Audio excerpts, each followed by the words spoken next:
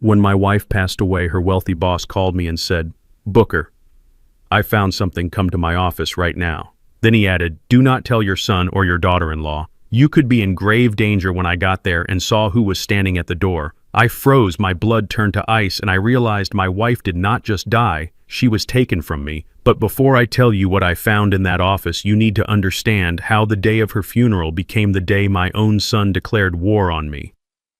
My name is Booker King, and I am 72 years old. I spent 40 years managing logistics in a warehouse, and before that I carried a rifle for this country. I know how to read a room, and I know when a storm is coming. But nothing prepared me for the storm that walked into St. Jude's Baptist Church that humid Tuesday morning. I sat in the front pew, staring at the mahogany casket that held Esther, my Esther. We had been married for 45 years. She was a small woman with hands roughened by work, but a heart that could hold the world. For 3 decades, she had worked as the head housekeeper and personal assistant to Alistair Thorne, a man with more money than God, but who trusted only one person with his life, and that was my wife. The organ music was soft, a low hum that vibrated in my chest. The church was filling up with neighbors, people from the choir, and even some of Mr. Thorne's staff. Everyone was whispering respectful low tones. Everyone except the 2 people who should have been sitting right next to me. My son Terrence and his wife Tiffany were late, not 5 minutes late, 40 minutes late. The service had already begun when the heavy oak doors at the back of the sanctuary banged open. I did not turn around, but I did not have to. I heard the sharp clack of high heels against the stone floor echoing like gunshots in a library. Heads turned. I could feel the collective intake of breath from the congregation. I kept my eyes fixed on the flowers atop Esther's casket. White lilies, her favorite. Then I smelled them before I saw them.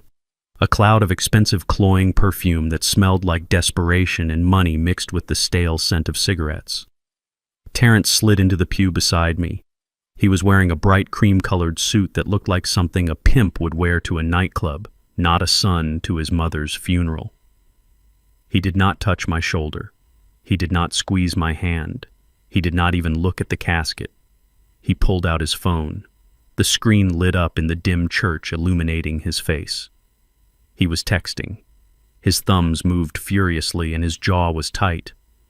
I glanced sideways. I saw the sweat beading on his forehead. It was not from grief. It was the cold sweat of a man cornered. Tiffany squeezed in next to him. She was a white woman from a middle-class suburb who pretended she was born in a penthouse. She wore huge black sunglasses inside the church and a dress that was too short and too tight for the occasion.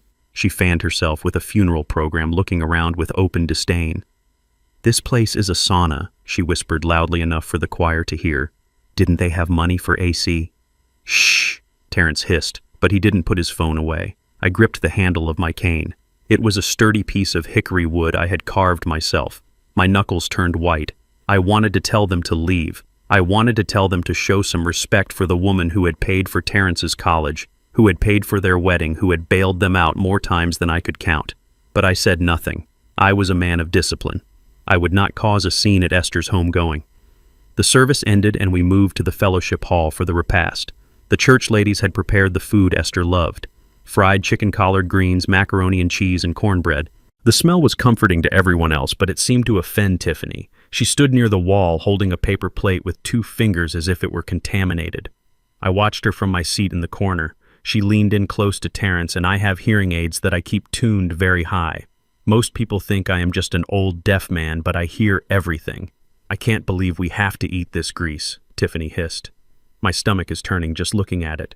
And look at these people. This whole thing is so cheap. Where did all her money go, Terrence? You said she had savings. She spent it on pills. Terrence muttered, his mouth full of food he had not bothered to bless. "Well, at least that expense is gone now," Tiffany said, and she let out a small, cruel laugh. "That is $500 a month back in our pockets." My heart stopped. Then it started beating again with a slow, heavy rhythm of pure rage. My wife was not even in the ground an hour, and they were celebrating the savings on her heart medication. I looked down at my hands. They were trembling, not from age, from the urge to wrap them around something. The room began to clear out. Neighbors came by to shake my hand to offer condolences. I nodded and thanked them, but my eyes never left my son. He was pacing by the exit, checking his watch every 30 seconds. Finally, when the last guest had left, Terrence walked over to me. He did not ask how I was doing. He did not ask if I needed a ride home. He stood over me, blocking the light. "Dad," he said, his voice flat. "Where is the key to Mom's safe?" I looked up at him slowly. I saw the bags under his eyes, the twitch in his cheek. This was my boy. The boy I taught to fish. The boy Esther had rocked to sleep. Now he looked at me like I was an ATM that had swallowed his card. "What did you say?" I asked, my voice raspy. "The safe key," Terrence repeated louder this time. "Tiffany says Mom had a life insurance policy. We need to check the paperwork. We are entitled to 50% as next of kin." Tiffany stepped up beside him, crossing her arms. "We need to start the probate process immediately, Booker. Funerals are expensive and we have bills. We know Esther hoarded cash in the house." I stood up. It took me a moment. My knees were stiff. I leaned on my cane and looked them both in the eye. I am 6'2". Even bent with age, I towered over Tiffany. "Your mother is not even cold yet," I said, my voice low and dangerous. "And you are asking for money. It is not about money, it is about asset management," Terrence snapped. "Don't be difficult, Dad. We know you don't know how to handle finances. You just worked in a warehouse. Mom handled everything. We are just trying to help." "Help," I scoffed. "You are trying to scavenge. There is no money for you, Terrence. Not today." Terrence stepped closer, invading my personal space. His eyes were wild. "Listen to me, old man. You do not know what is going on. This house is in trouble. We are in trouble. If we do not find that money by the end of the week, things are going to get very bad." "What kind of bad?" I asked. "The kind where you end up on the street," Terrence spat. "Now give me the damn key or I will turn this house upside down until I find it myself." He reached for my pocket. I slapped his hand away with a speed that surprised us both. "Get out of my face," I growled. Tiffany gasped. "You are senile," she shrieked. "You are losing your mind. We should have you committed for your own safety." "We will discuss that later." Tiffany, Terrence said, his voice dropping to a menacing whisper. "Dad, you have until tonight. If I do not have that key, I am calling the social worker. I will tell them you are unfit to live alone. I will sell this house out from under you." He turned and stormed out. Tiffany shot me one last look of disgust before following him, her heels clicking away like a ticking clock. I stood alone in the fellowship hall. The silence was deafening. My own son. He was desperate. I had seen that look in the eyes of junkies and gamblers before. He was not just greedy, he was afraid. Suddenly my phone buzzed in my breast pocket. I pulled it out. My hands were shaking so bad I almost dropped it. The screen was cracked, but I could read the name clearly. Mr. Alistair Thorne, Esther's boss, the billionaire who hadn't left his estate in 5 years. Why was he calling me? I answered. "Booker." His voice was not the smooth, commanding baritone I remembered. It was jagged, breathless. "Mr. Thorne," I started. "Listen to me, Booker," he cut me off. "I was going through the safe Esther kept here at my private office. She left something, a ledger, and a recording." I frowned. "A recording. Booker, you need to come to my estate right now. Do not go home. Do not tell Terrence. Do not tell that woman he married. If they know what I know, you will not survive the night." "What are you talking about, Mr. Thorne? They did not just wait for her to die," Booker Thorne whispered. "They helped her along." The room spun. I grabbed the back of a chair to steady myself. "Come to the service entrance," Thorne said. "The gate is open. I have someone here you need to see." I hung up the phone. The grief that had been weighing me down evaporated. In its place was a cold, hard resolve. I walked out of the church and climbed into my rusted 1990 Ford pickup truck. It was old and ugly, but the engine was strong, and in the glove box wrapped in an oily rag was my old service pistol. I checked the chamber, loaded. I was not just a widower anymore. I was a soldier entering enemy territory. And my son was the target. If you want to know what I found in the billionaire's office that made me almost drop my cane hit that like button, and let me know in the comments where you are watching from, because this story is about to get a lot darker. I told Terrence I had to go see the pastor to settle the final bill for the service. It was a lie, but lies were the only currency my son understood anymore. I grabbed my keys from the hook by the door, but before I could turn the handle, a manicured hand slammed against the wood, blocking my path. It was Tiffany. She was still wearing that black dress that was too tight, and her eyes were hidden behind those ridiculous sunglasses, even though we were inside a dim hallway. She held out a palm, her fingers wiggling expectantly. "Where do you think you are going, Booker?" she asked, her voice dripping with that fake sweetness that made my skin crawl. To pay the church, I said, keeping my voice flat. You are not going anywhere without leaving the credit card, she said, stepping closer. I need to go buy supplies for the guests who might drop by later. We need wine. We need decent cheese. Not that garbage the church ladies served. I looked at her. I really looked at her. I saw the way her eyes darted to my back pocket where my wallet was. She did not want cheese. She wanted to go to the mall. She wanted a new handbag to match her funeral attire. She wanted to swipe my card until the magnetic strip wore off, just like she had done to Esther for years. I reached into my pocket. Tiffany smiled a greedy little smirk that showed her teeth. I pulled out my wallet. Her hand twitched. I opened it and pulled out a single $20 bill. It was wrinkled and worn just like me. I let it drop from my fingers. It fluttered through the air and landed on the linoleum floor right between her expensive heels. Get some crackers, I said. Her mouth fell open. She looked at the money, then at me, her face turning a blotchy red. Is this a joke? She screeched. Do you know who I am? I know exactly who you are, I said, stepping forward. She flinched. For a second the mask slipped and I saw the fear. She scrambled back, stepping aside to let me pass while her eyes stayed glued to the $20 on the floor. She would pick it up. I knew she would. She would pick it up the moment the door closed because greed has no pride. I walked out into the humid afternoon air and climbed into my 1990 Ford pickup. The door creaked a mournful sound as I pulled it shut. The cab smelled of old leather and pipe tobacco. It was my sanctuary. The engine roared to life with a cough and a sputter, but it settled into a steady rhythm. This truck was like me, ugly on the outside, but it never quit. I backed out of the driveway, leaving my son and his wife to fight over the scraps in my house. As I drove down the street, the houses began to blur. I was not just driving to the other side of town, I was driving back in time. I thought about Esther. For 30 years, she had left our house at dawn and returned after dark. She took the bus to the north side to the gated estates where the driveways were longer than our entire block. She scrubbed floors, she polished silver, she organized lives that were not her own.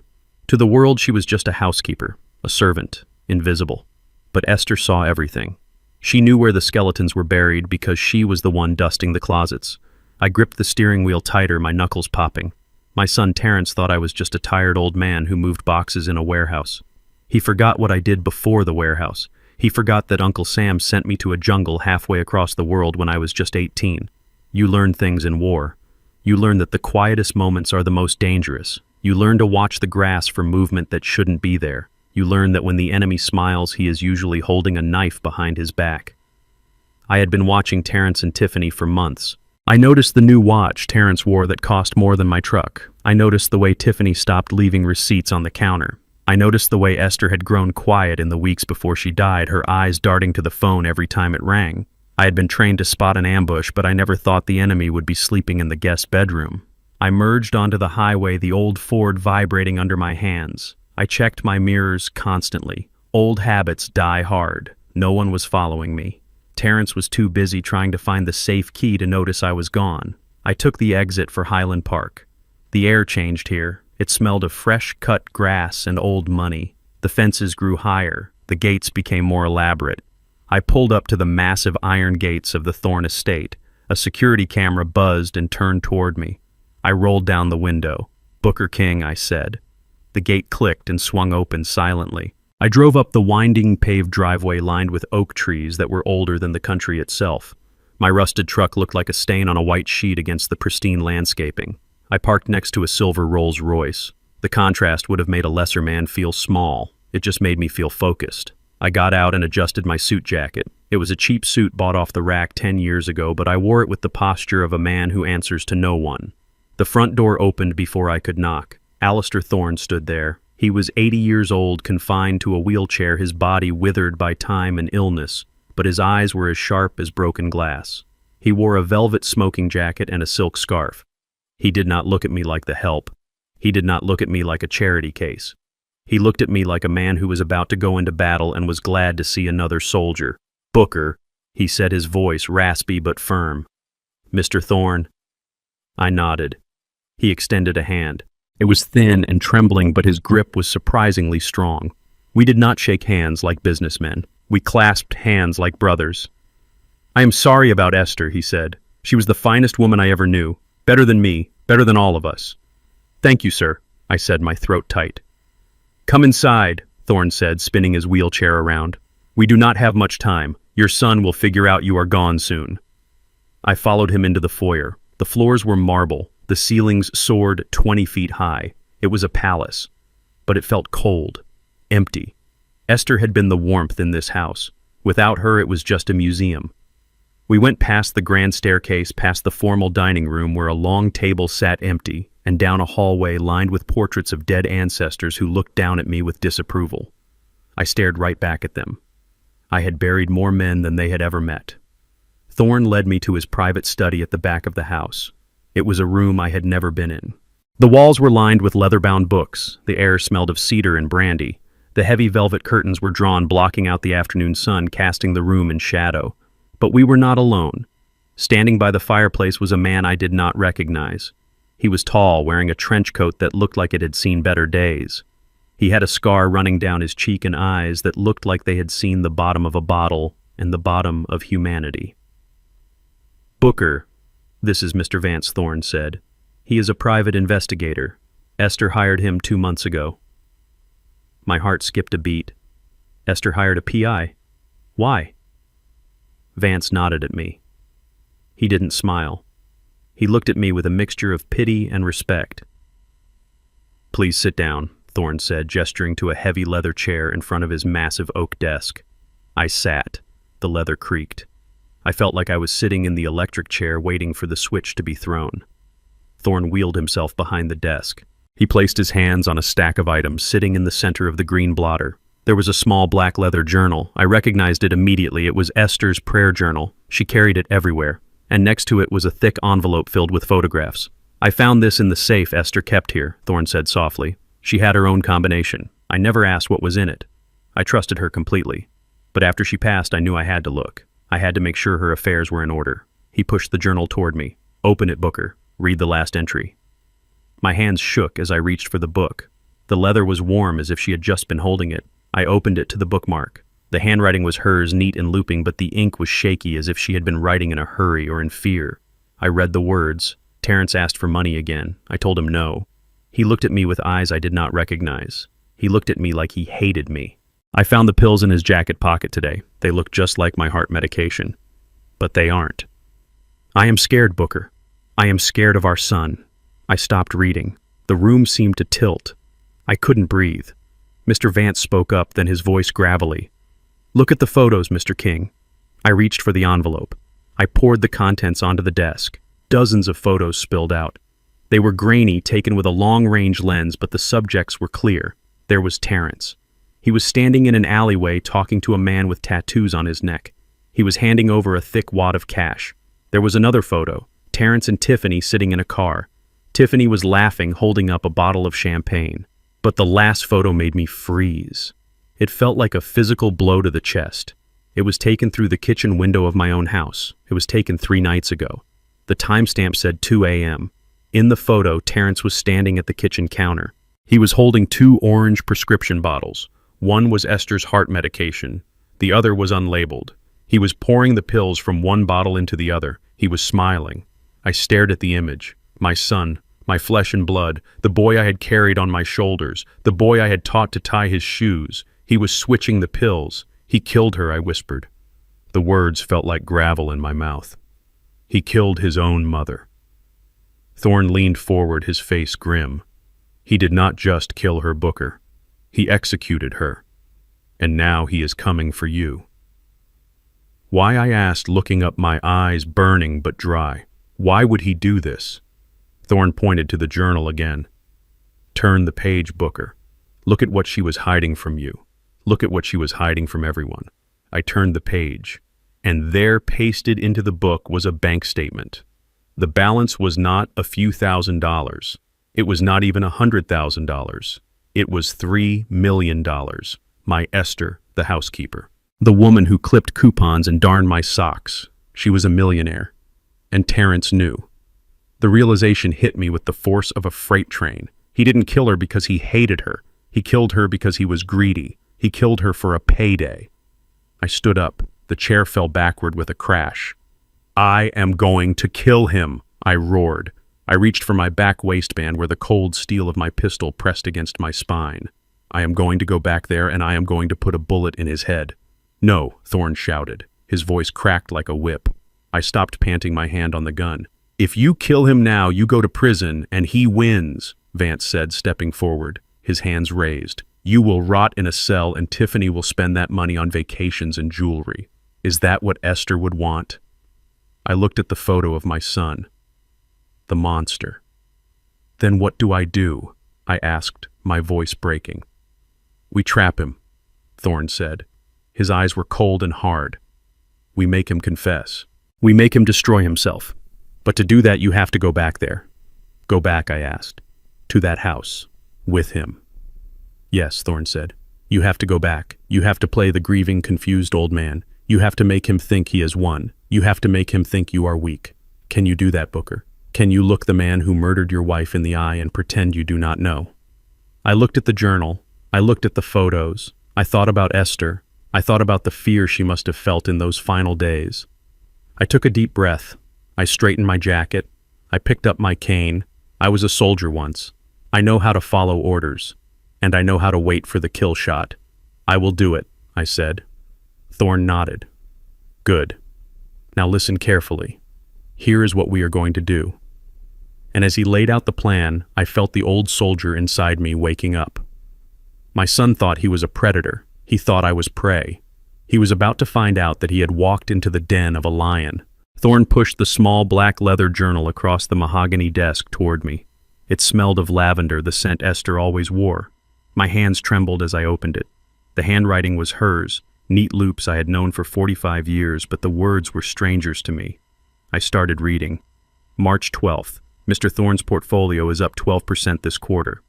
My recommendations on the tech startups paid off. I stared at the page. Recommendations. My Esther.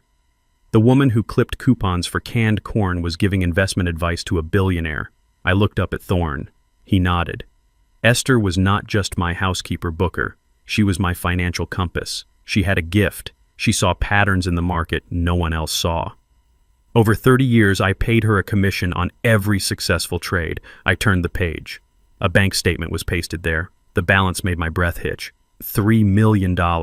My wife was a millionaire. She had built a fortune in silence, scrubbing floors by day and studying markets by night. But as I flipped forward, the tone of the entries changed. The ink became jagged. January 4th. I found another withdrawal. $2,000. The signature looks like mine, but the loop on the E is wrong. It is Terrence. I know it is him. February 10th. $5,000 this time. I confronted him. He denied it. He screamed at me. He said I owed him. I looked at the total loss calculated at the bottom of the page. $50,000 in 2 years. My son had been bleeding his mother dry while driving a leased Mercedes and wearing Italian suits. The shame burned in my chest hotter than the grief. She never told me. She carried this burden alone to protect me from the truth about our boy. She died trying to save our savings from his greed. Vance, the private investigator, stepped forward, his trench coat rustling. He laid out a series of high-resolution photographs on the desk. They were taken with a night vision lens, grainy and green, but clear enough to stop my heart. Mr. King, look at the timestamp. 2:14 a.m. 3 days before your wife passed. The photo showed my kitchen. The checkered curtains Esther sewed herself were visible. And there was Terrence. He was standing by the counter where Esther kept her daily pill organizer. In his hand, he held a small amber vial. It looked identical to her heart medication. But in the next photo, he was pouring the contents of that vial into her organizer and pocketing her real pills. Vance pointed a calloused finger at the image. We analyzed the trash from your curb the next morning. We found the vial he threw away. It did not contain beta blockers.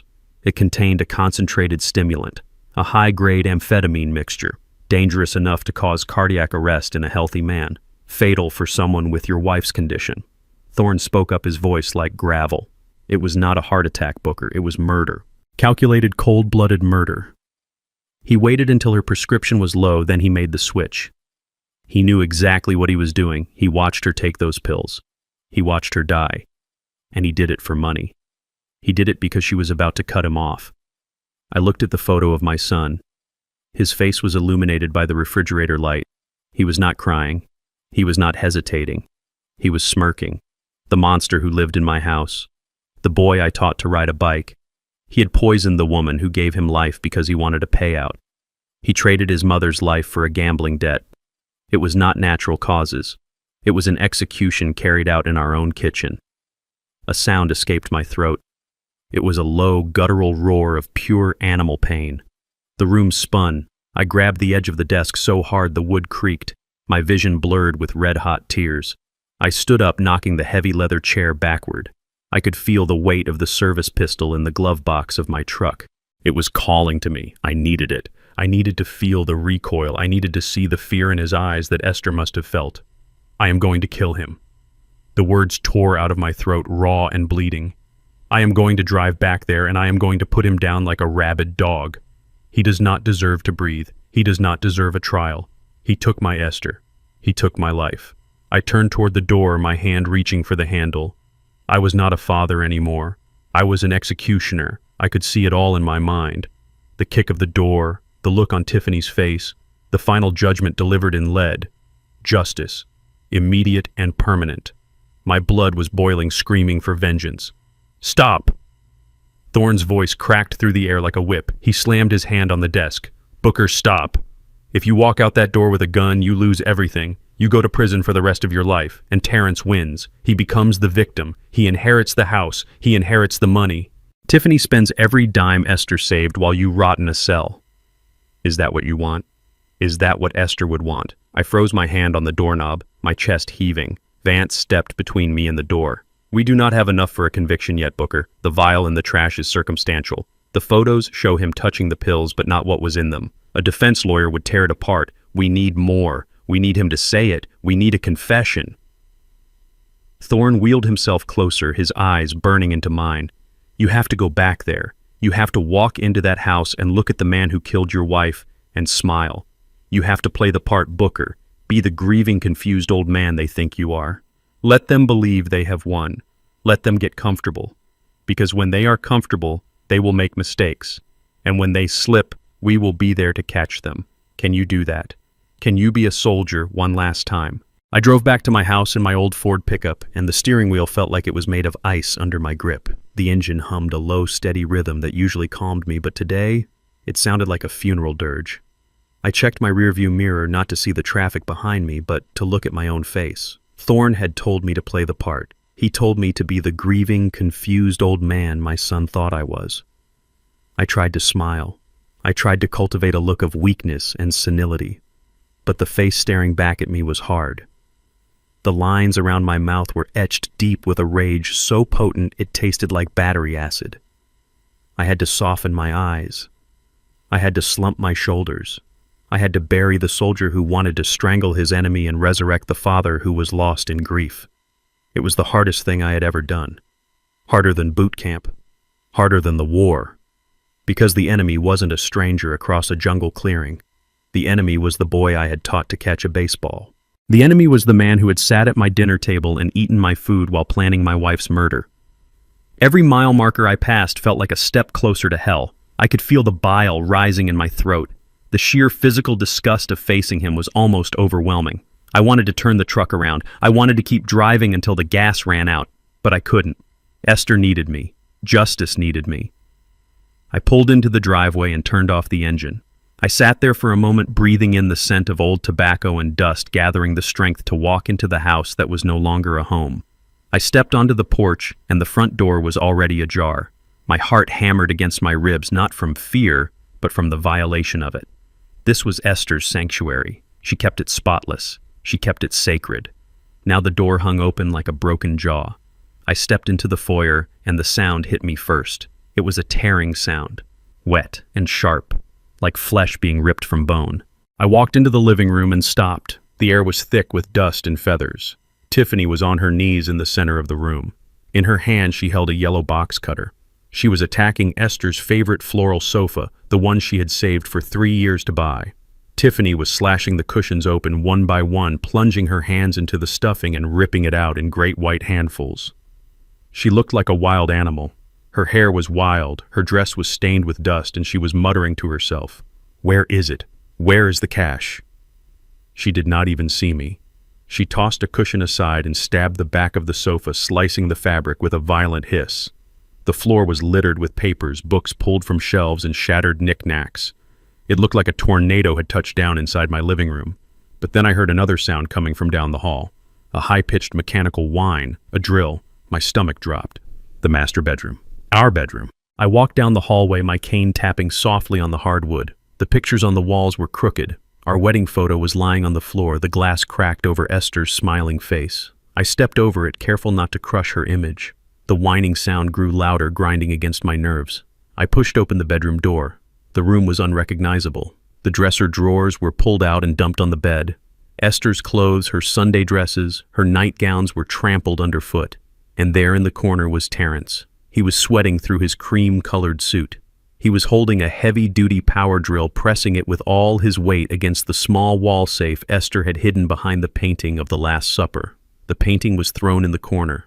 Terrence was grunting, his face twisted in a mask of pure greed. He leaned into the drill, the bit screeching against the metal lock. Smoke rose from the friction, filling the room with the smell of burning steel. He wasn't looking for documents. He wasn't looking for keepsakes. He was looking for the payout he believed he was owed.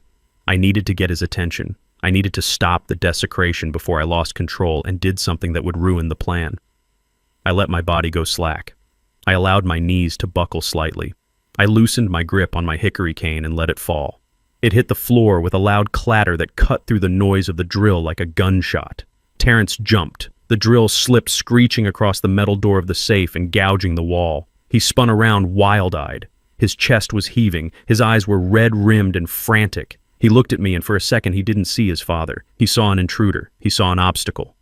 Then recognition dawned, but it brought no shame, only anger.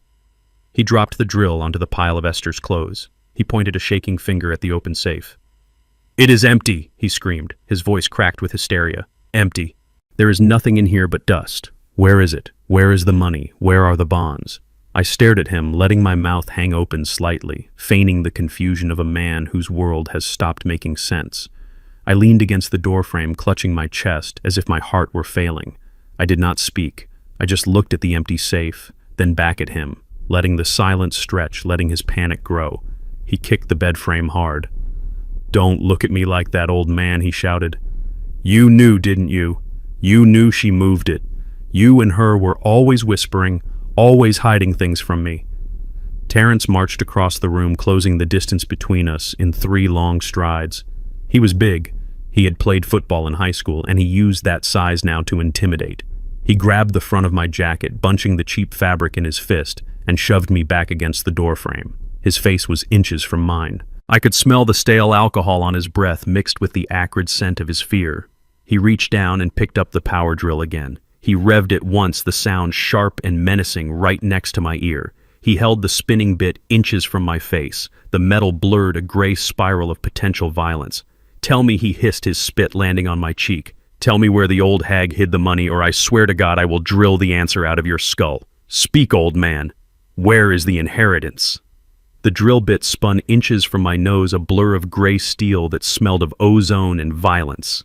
Terrence was breathing hard, his eyes wide with a madness that had consumed him whole. I felt the heat radiating from the motor against my cheek. My heart was already hammering against my ribs, a frantic rhythm of adrenaline and fear, but I knew I had to weaponize it. Thorne's words echoed in my mind, clear and commanding. "Buy time, Booker. Play the victim. Do not let him kill you before we have the proof."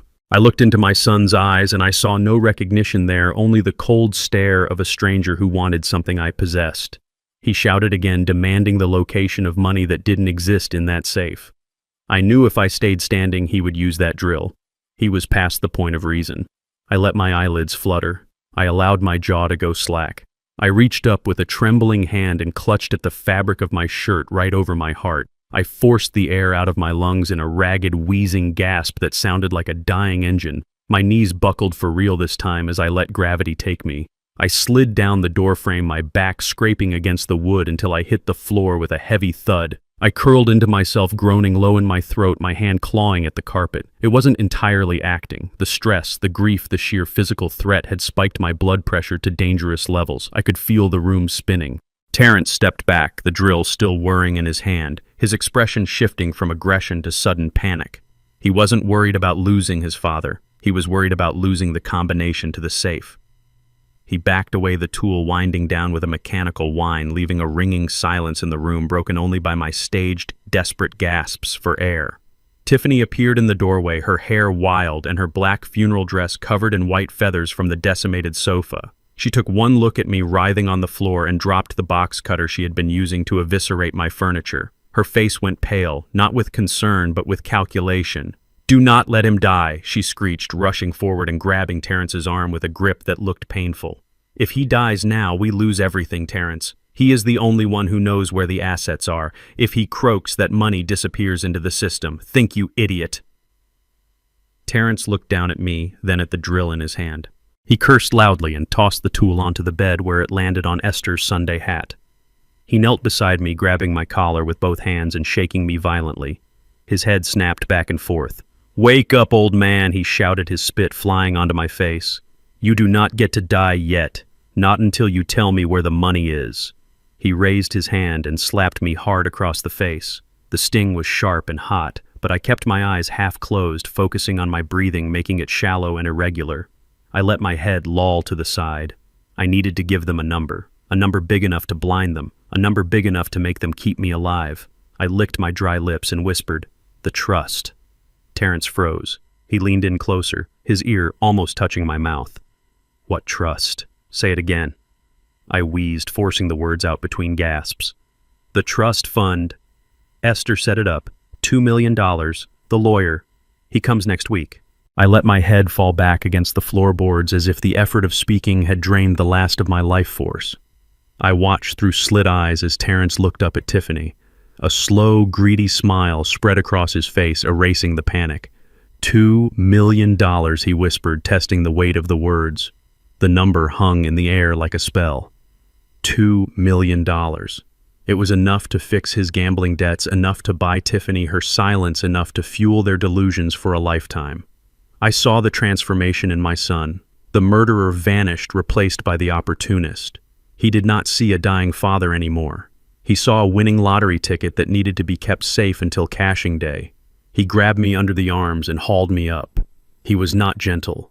He dragged me toward the bed, kicking Esther's clothes out of the way. He threw me onto the mattress, my body bouncing on the springs.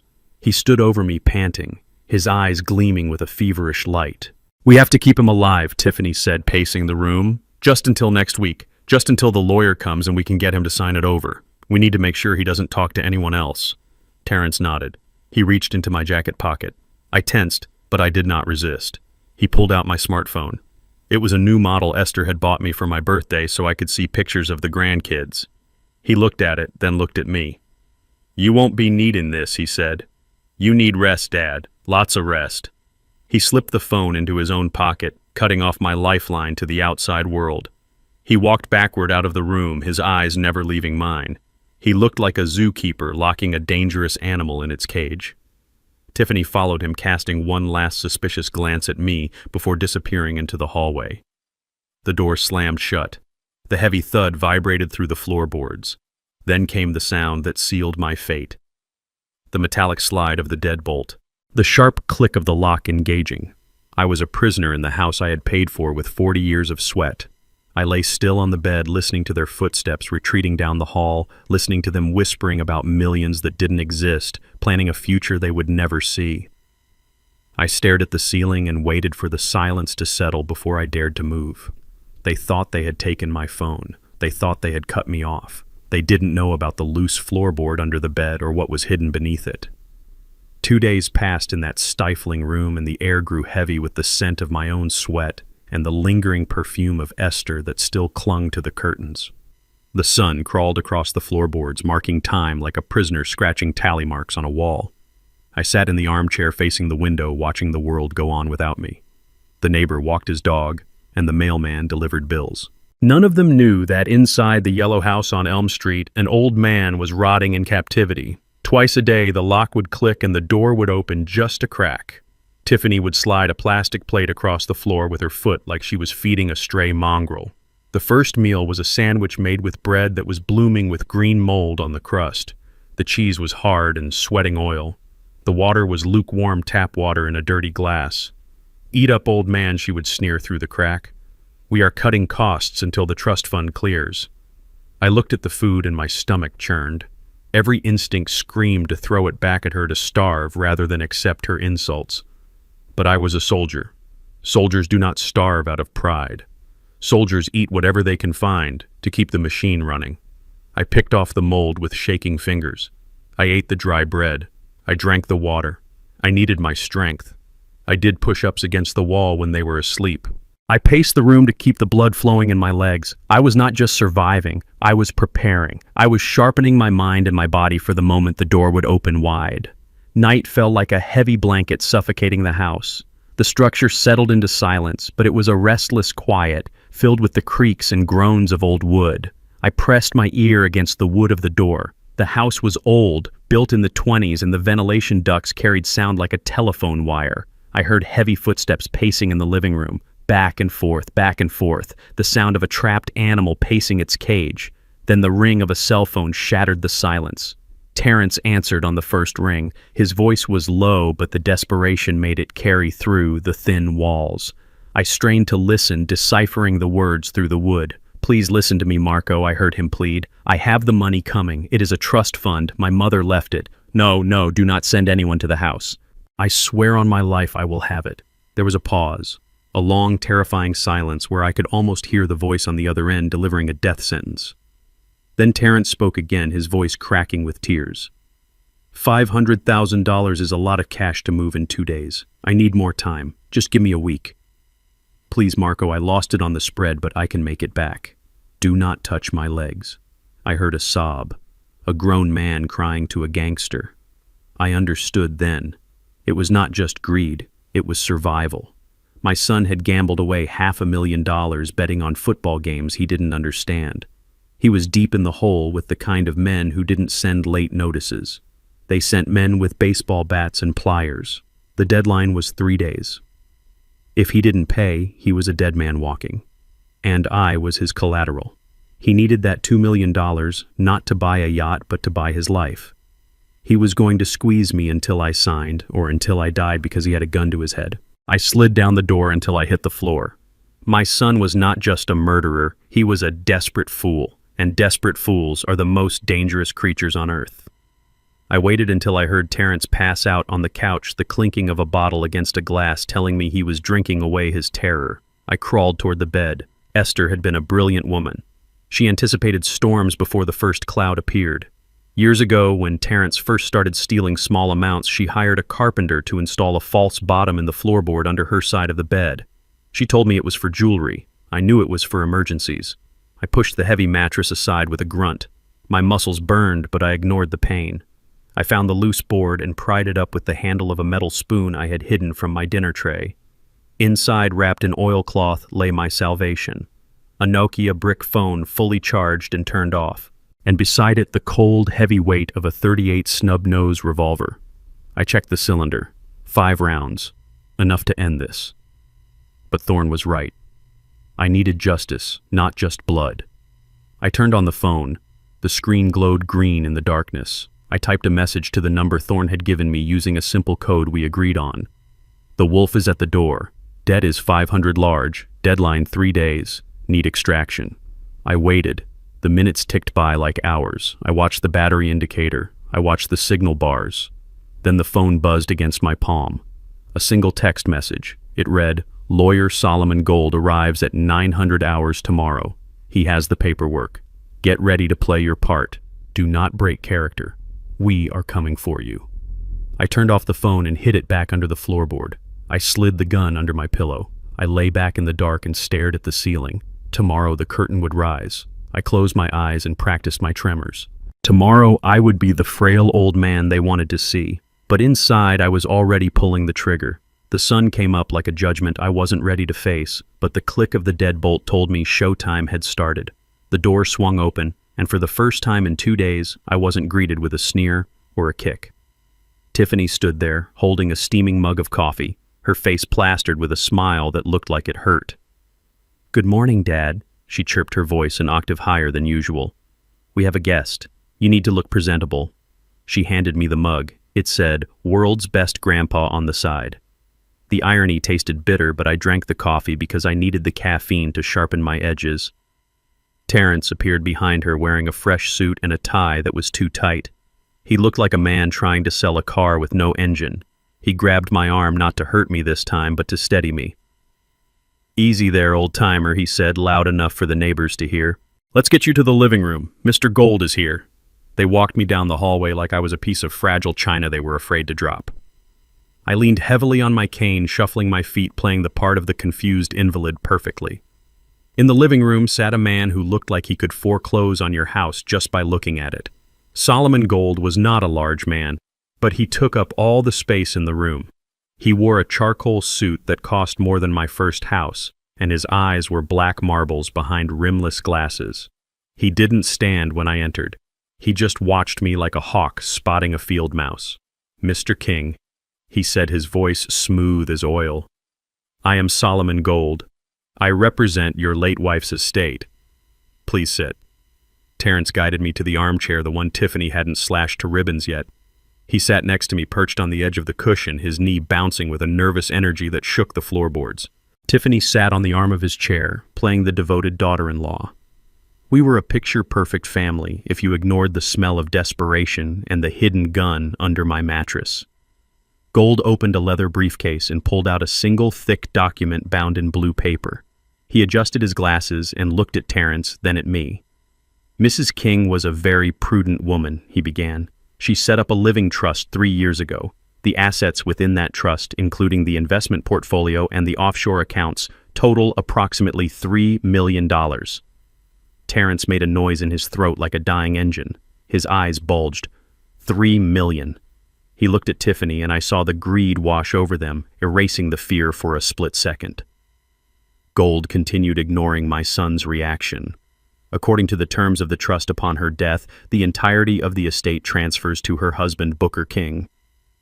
Terrence nodded eagerly, reaching out to pat my shoulder. "That is right," he said, his palm sweating against my jacket. "Dad is the beneficiary. We are just here to help him manage it." Gold raised a hand, stopping him. "There is a condition, Mr. King." Esther was very specific. She included a competency clause. Because of the significant value of the assets, the beneficiary must be certified as being of sound mind and body by a medical professional before he can access a single cent or sign any checks. Terrence froze. His hand stopped patting my shoulder. Gold leaned forward, his voice dropping an octave. "If the beneficiary is found to be incompetent, senile, or unable to make rational decisions, the trust automatically locks. The assets are frozen and placed into a high-yield holding account for a period of 10 years to ensure their protection. During that time, no one, not even family members or legal guardians, can access the principal amount. 10 years. The words hung in the air like smoke. I watched the blood drain from Terrence's face. He didn't have 10 years. He didn't have 10 days. He had Marco and the guys with baseball bats waiting for him. He needed that money today. The trap Thorne and I had built was simple.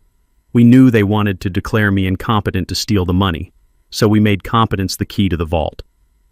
Tiffany apparently didn't understand the gravity of the timeline. She was still sticking to the original script, the one where they threw me in a home and went shopping. She let out a dramatic sigh and shook her head sadly. "Oh, Mr. Gold, that is such a shame," she said, her voice dripping with fake sympathy. "We have been so worried about Booker lately. He has been forgetting things. He leaves the stove on. He talks to people who aren't there. Just yesterday, he didn't even know where he was. I don't think he can pass a competency test. It might be best for everyone if we just accept that the trust needs to be frozen, or maybe you can transfer guardianship to Terrence." She looked at Gold, expecting him to nod sympathetically. Instead, Gold started to close the folder. "I see," he said, reaching for the clasp. "If that is the case, I will have to file the paperwork to lock the assets immediately. It is for his own protection, of course. We can revisit the status of the trust in a decade." The lock clicked shut. The sound was like a gunshot to Terrence.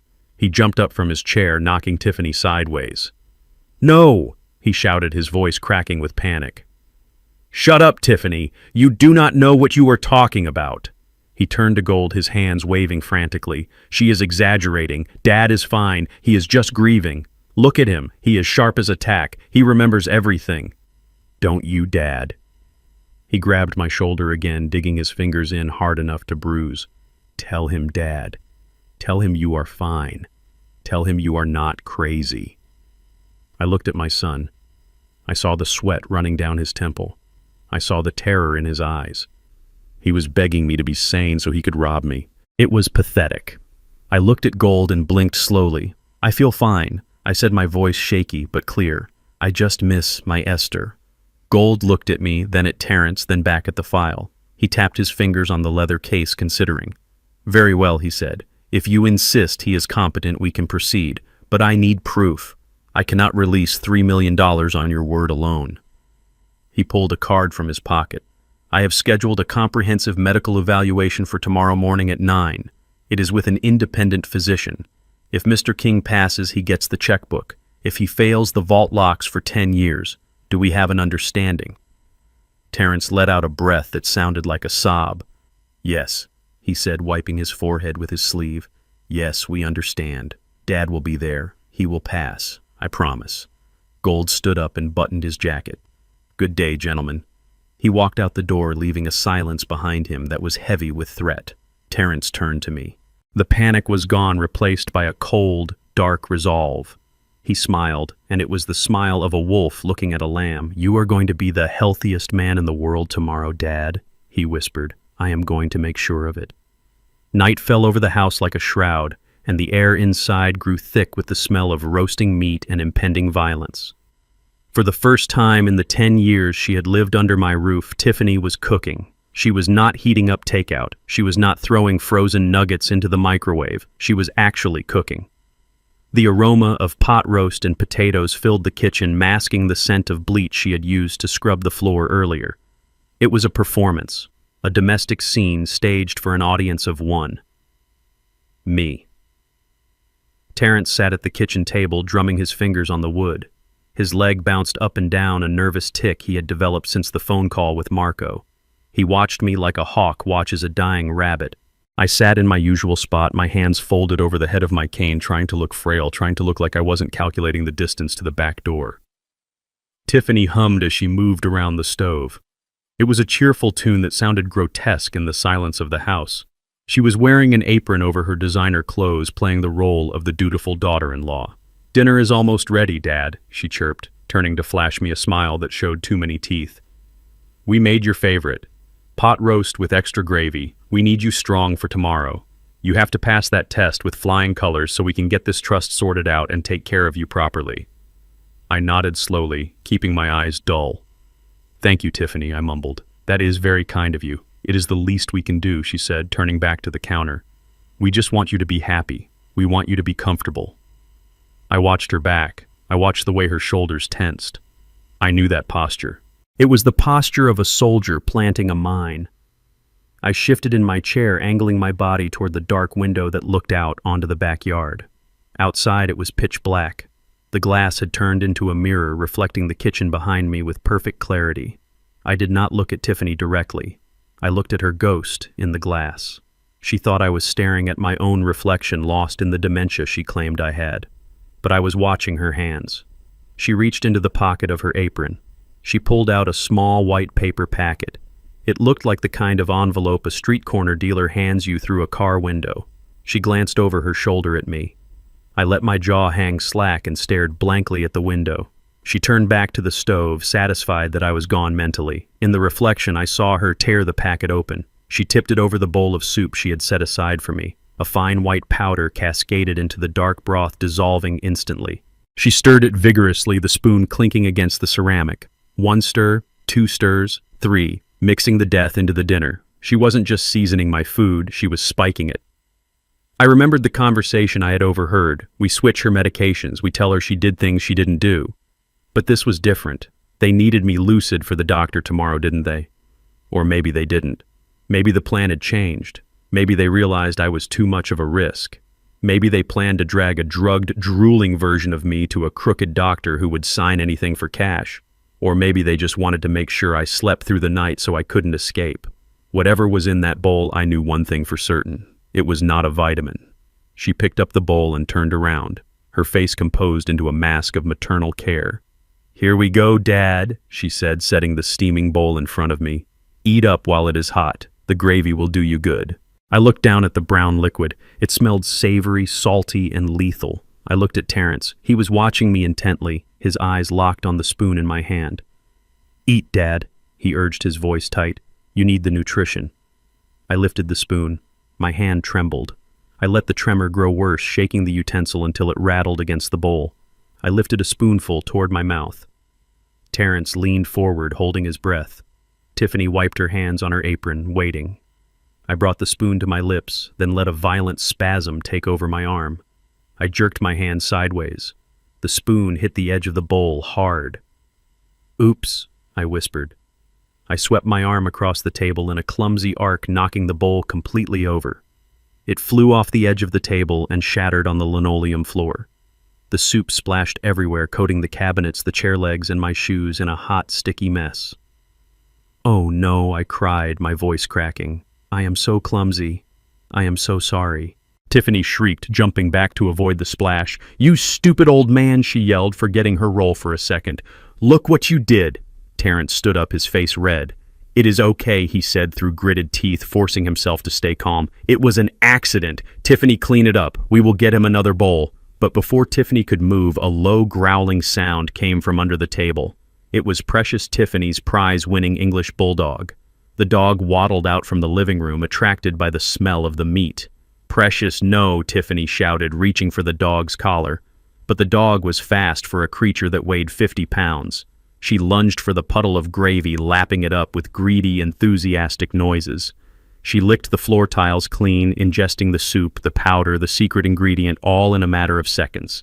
"Get away from there!" Tiffany screamed, kicking at the dog. It was too late. The bowl was licked clean. I watched the dog. Terrence watched the dog. Tiffany stood frozen, a roll of paper towels in her hand, her eyes wide with horror. For a moment, nothing happened. Precious looked up, licking her chops, wagging her stub of a tail, waiting for more. Then she sneezed. It started as a sneeze, then a cough, then a high-pitched wheeze. The dog's legs stiffened. She fell onto her side, kicking the air as if she were running in a dream. Foam white and pink bubbled from her jowls. Her eyes rolled back into her head, showing the whites. Tiffany dropped to her knees, screaming the dog's name. She tried to hold the animal, but Precious was thrashing violently, her claws scratching the linoleum. 1 minute passed. The thrashing slowed. 2 minutes. The wheezing turned into a gurgle. 3 minutes. The dog went rigid one last time, arching her back, and then she went limp. The silence that followed was heavy and absolute. Precious lay dead on the kitchen floor, her tongue lolling out amidst the shards of the broken bowl. I looked at the dead animal. Then I looked up at my son. "What happened to the dog, Terrence?" I asked, my voice trembling with a fear that I didn't have to fake. "Why did she die?" Terrence stared at the dog, his face draining of color until he looked like a corpse himself. He looked at the empty packet peeking out of Tiffany's apron pocket, then back at the dead animal. He swallowed hard. "She had a cold," he whispered, his voice barely audible. "She was sick." "It was just a seizure, Dad. Just a cold." He lied. I knew he lied. And looking into his terrified eyes, I knew he knew that I knew. That soup wasn't meant to help me sleep. It wasn't meant to make me compliant. It was meant to stop my heart. The sun rose gray and sickly over the city, matching the feeling in the pit of my stomach. I had survived the night by pushing a heavy dresser in front of my bedroom door and sleeping with one eye open, my hand under the pillow gripping the cold steel of my revolver. But morning brought a new danger. Terrence banged on my door at 7 sharp. His voice was tight with a forced cheerfulness that sounded like a violin string about to snap. "Get dressed, Dad," he shouted through the wood. "We have that appointment." I moved the dresser slowly, making enough noise to sound like an old man struggling. I opened the door and saw him. He looked worse than I did. His eyes were bloodshot and he smelled of mints, trying to cover the scent of last night's whiskey. He ushered me out to his car, a leased luxury sedan that was 2 months behind on payments. I sat in the passenger seat, clutching my cane, watching the familiar streets of my neighborhood fade away. I expected us to turn toward the city center, toward the hospital district where the real doctors practiced. But Terrence turned left, toward the industrial park, toward the part of town where the streetlights were broken and the storefronts were boarded up with plywood. "Where are we going, son?" I asked, my voice trembling just the right amount. "The hospital is the other way." Terrence gripped the steering wheel so hard the leather creaked.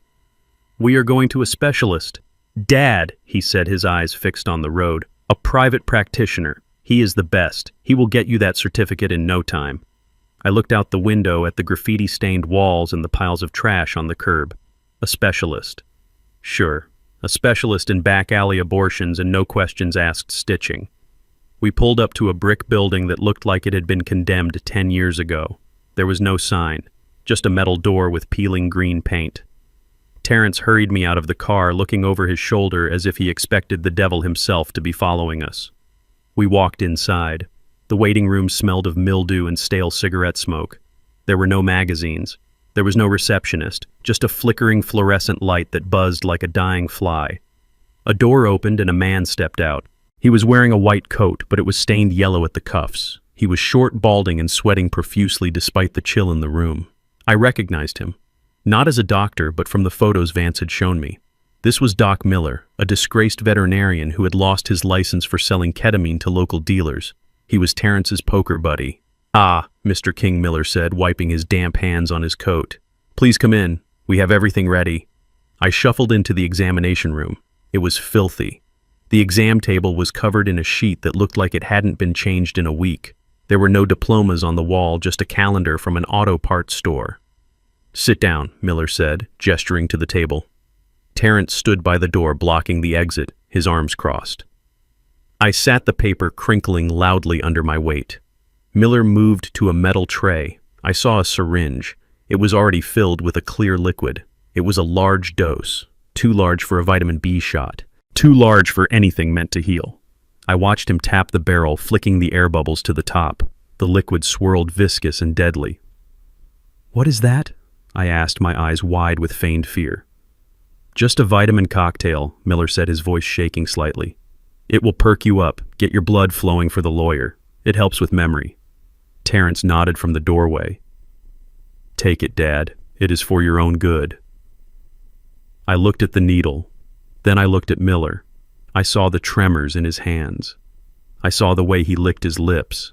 He was terrified. He wasn't a killer. He was a desperate man doing a favor for a desperate friend. But a needle in the arm is just as deadly as a bullet in the brain. That liquid wasn't vitamins. It was likely a cocktail of adrenaline and digitalis, enough to simulate a heart attack in an old man with high blood pressure. It was the backup plan. Since the dog ate the soup, they decided to inject the poison directly. Miller approached me, the needle raised. "Roll up your sleeve, Mr. King," he said.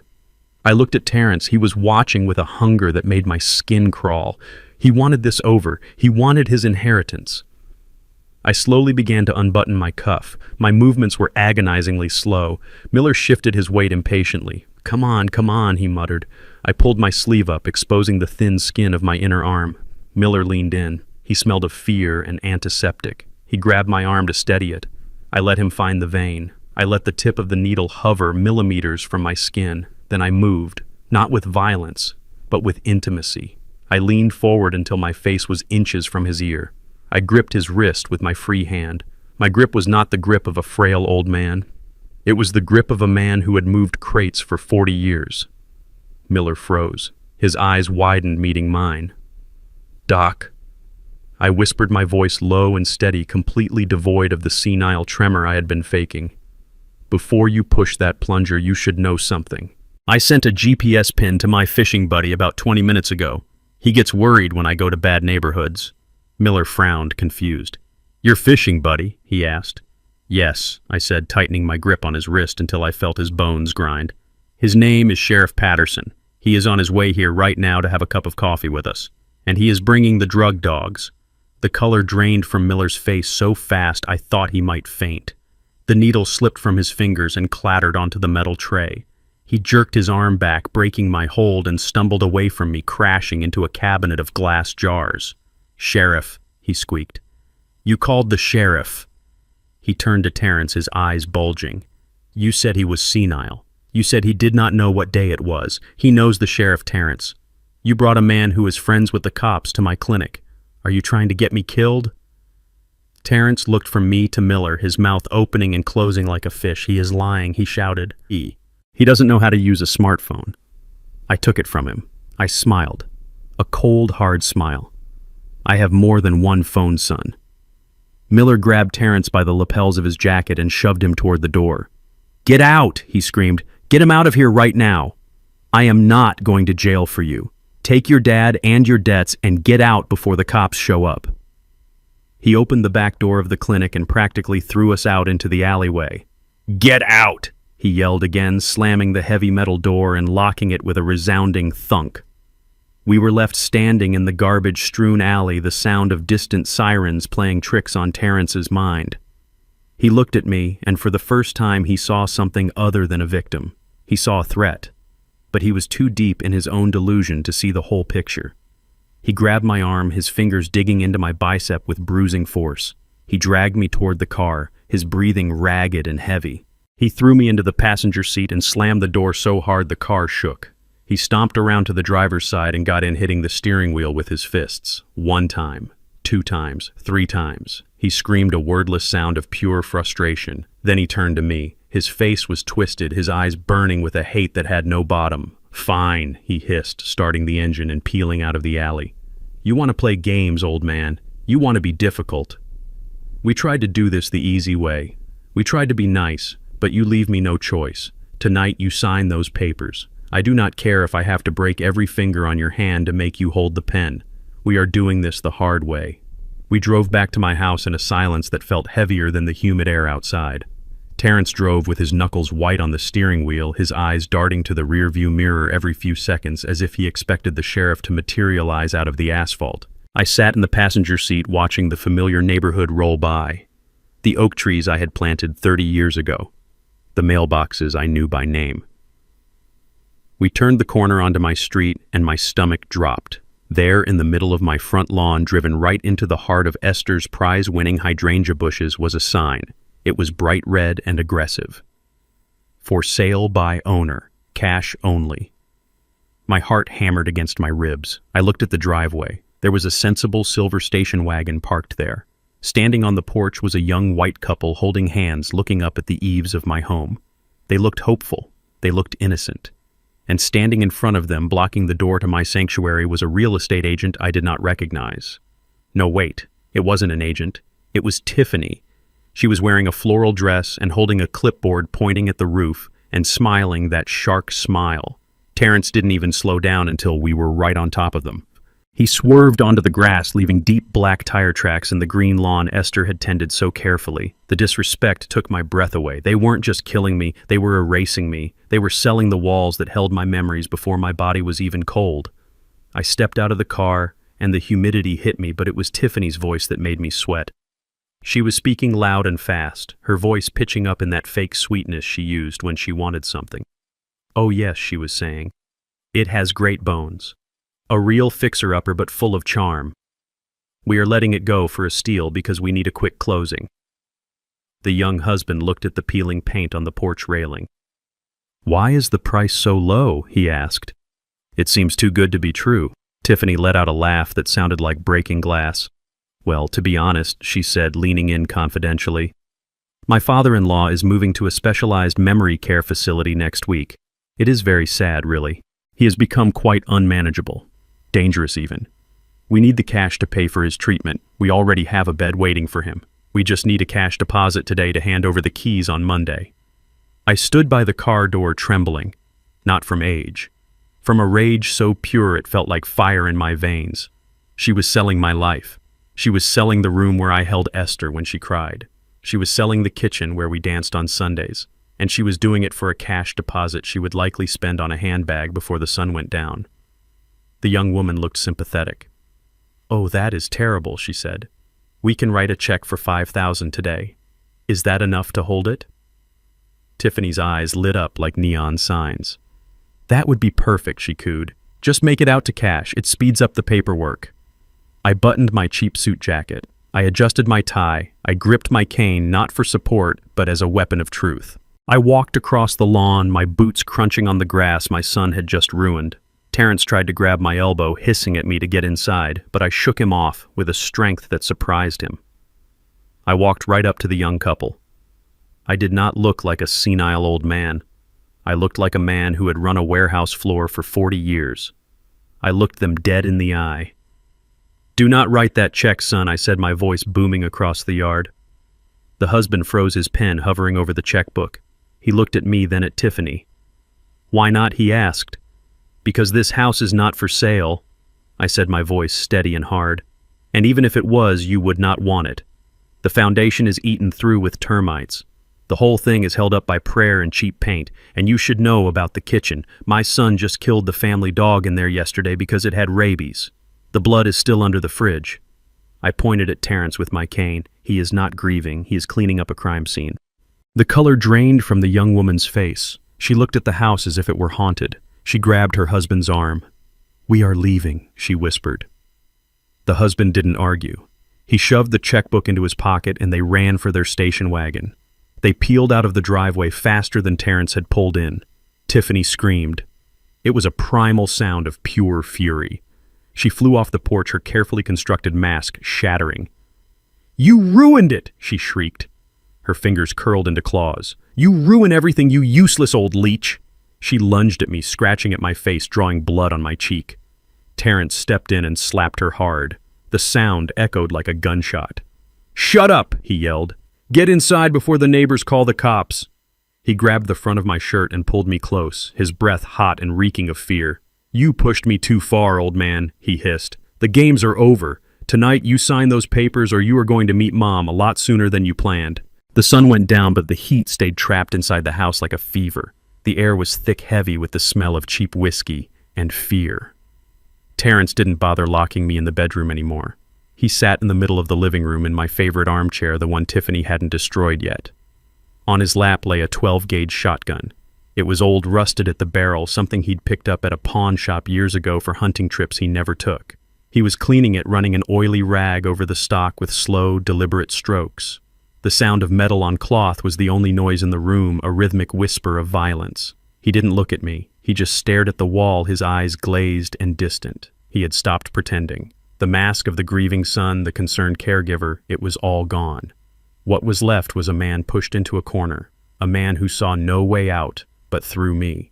I sat on the edge of my bed in the darkened room down the hall. The door was open a crack, just enough to see the sliver of light from the hallway. I could hear Tiffany moving around in the dining room. The sound of packing tape being ripped from the roll was sharp and loud in the quiet house. Rip, smooth, rip, smooth. She was packing. Not clothes, not memories. She was packing the silver. She was taking down the oil paintings Esther had collected over 30 years. She was wrapping the flat-screen TV in bubble wrap. I heard her muttering to herself, a low stream of curses and calculations. She wasn't planning on sticking around to care for a senile father-in-law. She was liquidating. She was getting ready to run the moment the money hit the account. She would leave Terrence to deal with the mess, to deal with the body. I knew her type. She was a survivor, a parasite who would detach and find a new host the moment the current one dried up. She didn't care about Terrence. She didn't care about the debt. She just wanted her cut before the ship went down. The phone rang. It wasn't the house phone. It was Terrence's cell sitting on the coffee table next to a half-empty bottle of bourbon. The ringtone was loud, jarring in the tense silence. Terrence didn't answer it right away. He let it ring. 1, 2, 3 times. Then he picked it up, his hand shaking slightly. He put it on speaker, maybe out of habit, maybe because he wanted me to hear, to know why he was about to do what he was about to do. "Marco," he said, his voice cracking. "Please, I just need a few more hours." The voice on the other end was calm, professional, and terrifying. "Terrence," the voice said, "you are out of hours. My associates are on their way. They have instructions. If the money is not in the account by 9 a.m., they start with your knees. Then they move up. Do you understand?" The line went dead. Terrence stared at the phone. He took a long pull from the bottle, the amber liquid spilling down his chin. He wiped it away with the back of his hand. His eyes were red-rimmed wild. He stood up, the shotgun clutched in his hand. He swayed slightly, the alcohol and the terror mixing into a dangerous cocktail. He looked down the hall right at my door. I heard his footsteps, heavy and uneven on the floorboards. He was coming. I reached under the mattress, my fingers brushing the cold steel of my own revolver. But I didn't pull it out. Not yet. I needed him close. I needed him to commit. The door to my room burst open, slamming against the wall with a force that cracked the plaster. Terrence stood in the doorway, silhouetted by the hall light. He looked like a monster from a child's nightmare. In one hand he held the shotgun, the barrel pointed at my chest. In the other he crumpled a piece of paper. It was the power of attorney form, the one Solomon Gold had left. "Sign it," he rasped, his voice sounding like gravel grinding together. "Sign it now, old man. Or I swear to God I will paint this room with your brains." The barrel of the shotgun looked like a tunnel into the afterlife. It was dark and smelled of gun oil and old rust. I stared right down the center of it. I did not blink. I did not look away. My heart was beating a slow, steady rhythm against my ribs. It was the rhythm of a man who had made his peace with death a long time ago in a jungle far away from here. Terrence was shaking. The tremors started in his hands and worked their way up his arms until his whole body was vibrating with a mixture of bourbon and adrenaline. He looked pathetic. He looked dangerous. He looked like a stranger wearing my son's face. The paper crinkled in his fist. "Sign it," he screamed again. "Sign the paper and I will let you live. I will put you in a home. You will be safe. Just sign the damn paper." I looked from the gun to his eyes. They were bloodshot, swimming in tears and rage. He was breaking apart at the seams. I knew I had to push him. I needed him to say it. I needed the recording device hidden under the floorboard to catch every syllable of his sin. I leaned back on the mattress, resting my weight on my elbows. I did not reach for the pen. Instead, I asked the question that had been burning a hole in my soul for 3 days. Why did you kill your mother, Terrence? Why did you murder the woman who gave you life? The question hung in the air between us, heavy and suffocating. Terrence flinched as if I had slapped him. The shotgun dipped for a second, then snapped back up. "Shut up," he hissed. "You do not know what you are talking about." "I know about the pills," I said, my voice calm and low. "I know you switched them. I know you watched her die." "Why, son? Was the money worth it?" Terrence let out a sound that was half laugh and half sob. He lowered the gun slightly, pacing the small room like a caged tiger. "You want to know why he shouted? You really want to know?" "Because she was a miser. She was sitting on millions, Dad. Millions. And she watched me drown. She watched me struggle to pay my lease. She watched me borrow from Marco. She knew I was in debt.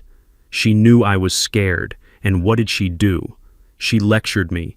She told me I needed to be responsible. She told me she was cutting me off." He stopped pacing and pointed the gun at my face again. His expression was twisted into a mask of pure hatred. "She found out about the gambling. She found my ledger. She said she was going to change the trust. She said she was going to leave it all to charity. Can you believe that? She was going to give my inheritance to strangers while her own son was getting his knees broken by loan sharks. She was selfish, Dad. She was cruel." He took a swig from the bottle of bourbon he had dragged in with him, wiping his mouth with his sleeve. "I didn't want to hurt her." He slurred the alcohol, loosening his tongue just as we had hoped. "I just needed time. I needed the money now. It was easy. She was old. Her heart was weak.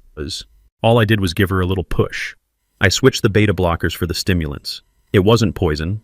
It was just medicine. If she had been stronger, she would have survived. It is her fault she was weak. It is her fault she was stingy. She forced my hand. She made me do it. I listened to every word. I etched them into my memory. He was blaming her. He was blaming the victim for his own crime.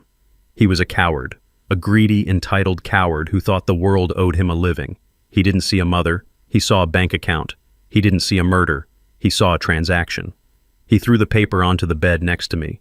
He tossed a cheap ballpoint pen down beside it. "Enough talking," he growled. "I am done explaining myself to you. Marco is coming at 9. I need this signed and notarized by my guy before he gets here. Sign it, old man. Sign it, or I swear I will pull this trigger and tell the police it was a suicide. I will tell them you couldn't live without Mom. It will be poetic." I looked at the paper. It was the power of attorney document giving Terrence full control over all my assets and future assets. It was the key to the kingdom he thought he had won. I looked at the pen. It was a blue Bic bitten at the cap. I reached out and picked it up. My hand did not shake. I felt a strange sense of calm wash over me. This was it, the final move. I sat up slowly, swinging my legs over the edge of the bed. Terrence took a step back, keeping the gun leveled at my chest. "That is it," he said, his voice trembling with anticipation. "Just sign the line at the bottom. Then it is all over." I placed the paper on the nightstand. I smoothed out the wrinkles he had made. I clicked the pen. I looked up at him one last time. I wanted to remember this moment. I wanted to remember the look of triumph in his eyes before I destroyed him. I did not sign my name. I did not write Booker King. I pressed the tip of the pen into the paper hard enough to tear the fiber. I wrote in big block letters. I wrote 4 words. I know what you did. I put the pen down. I picked up the paper. I held it up so he could see it. Terrence squinted in the dim light. He leaned forward, lowering the shotgun slightly. He read the words. His lips moved silently, forming the shapes. I know what you did. He froze. The triumph vanished from his face, instantly replaced by a look of absolute confusion and then dawning horror. He looked at the paper, then at my eyes. He saw the soldier there. He saw the man who had hunted him. He realized in that split second that I wasn't senile. I wasn't confused. I wasn't a victim. He realized he had confessed to a sane man. A guttural roar of rage erupted from his throat. He raised the shotgun, aiming it directly at my head. His finger tightened on the trigger. The metal clicked as he took up the slack. I stared into the black hole of the barrel, and I did not blink. Then the world exploded. There was a deafening crash from the front of the house, the sound of heavy wood splintering and metal hinges tearing from the frame. It sounded like a bomb going off. The front door had been breached. Terrence flinched his head, snapping toward the hallway. Beams of blinding white light cut through the darkness of the house, slicing into the bedroom like lasers. A voice amplified by a megaphone boomed through the shattered door, shaking the walls. Police, drop the weapon. Drop it now. We have the house surrounded. Terrence looked back at me, his eyes wide with the realization that his time had run out. But he didn't drop the gun. He panicked. He grabbed me by the collar of my shirt and hauled me up, using my body as a shield against the inevitable justice coming down the hall. The room exploded with light that was brighter than the sun, and it wasn't just the hallway anymore because beams cut through the bedroom windows, shattering the glass with the sheer intensity of the sound waves from the megaphone. This is the police. We have the house surrounded. Drop the weapon and come out with your hands up. The voice was God-like, shaking the floorboards and rattling the pictures on the walls. I saw the dust motes dancing in the beams of light like spirits disturbed from their rest. Terrence flinched, his grip on my shirt tightening until I thought the cheap fabric would tear right off my back. He looked around wildly, a trapped animal, realizing the cage had no door and the hunter was already inside. The shotgun wavered in his hand, and for a second I thought he might drop it. I thought he might surrender and end this nightmare with some shred of dignity. But desperation does strange things to a man. It turns fear into aggression and panic into violence. He didn't drop the gun. Instead, he screamed a raw, primal sound of denial that tore at his throat. He wasn't ready to give up his inheritance. He wasn't ready to face the consequences of his sins. The light blinded us both, turning the room into a high-contrast nightmare of shadows and glare, and I squinted against the brilliance, my heart pounding a war drum in my chest. This was it. The cavalry had arrived, and Thorne had kept his promise. But now I was in the line of fire, and the bullet was already in the chamber. I heard a commotion from the back of the house, a sudden crash, and the sound of shouting. It was Tiffany. I could picture it perfectly. She had probably grabbed the bag of silver and made a run for the kitchen door the moment the first siren wailed, because she was a survivor, a rat leaving the sinking ship before the water even touched her toes. But she didn't make it far. I heard her scream, a high-pitched shriek of indignation and terror that cut through the noise of the sirens. Then came a voice I recognized, and it wasn't a cop, it was Alistair Thorne. "Going somewhere, Mrs. King," his voice boomed, magnified by the silence between sirens. "I believe the police have some questions about a poisoned dog and a forged check." She was caught. Thorne had his private security team covering the exits.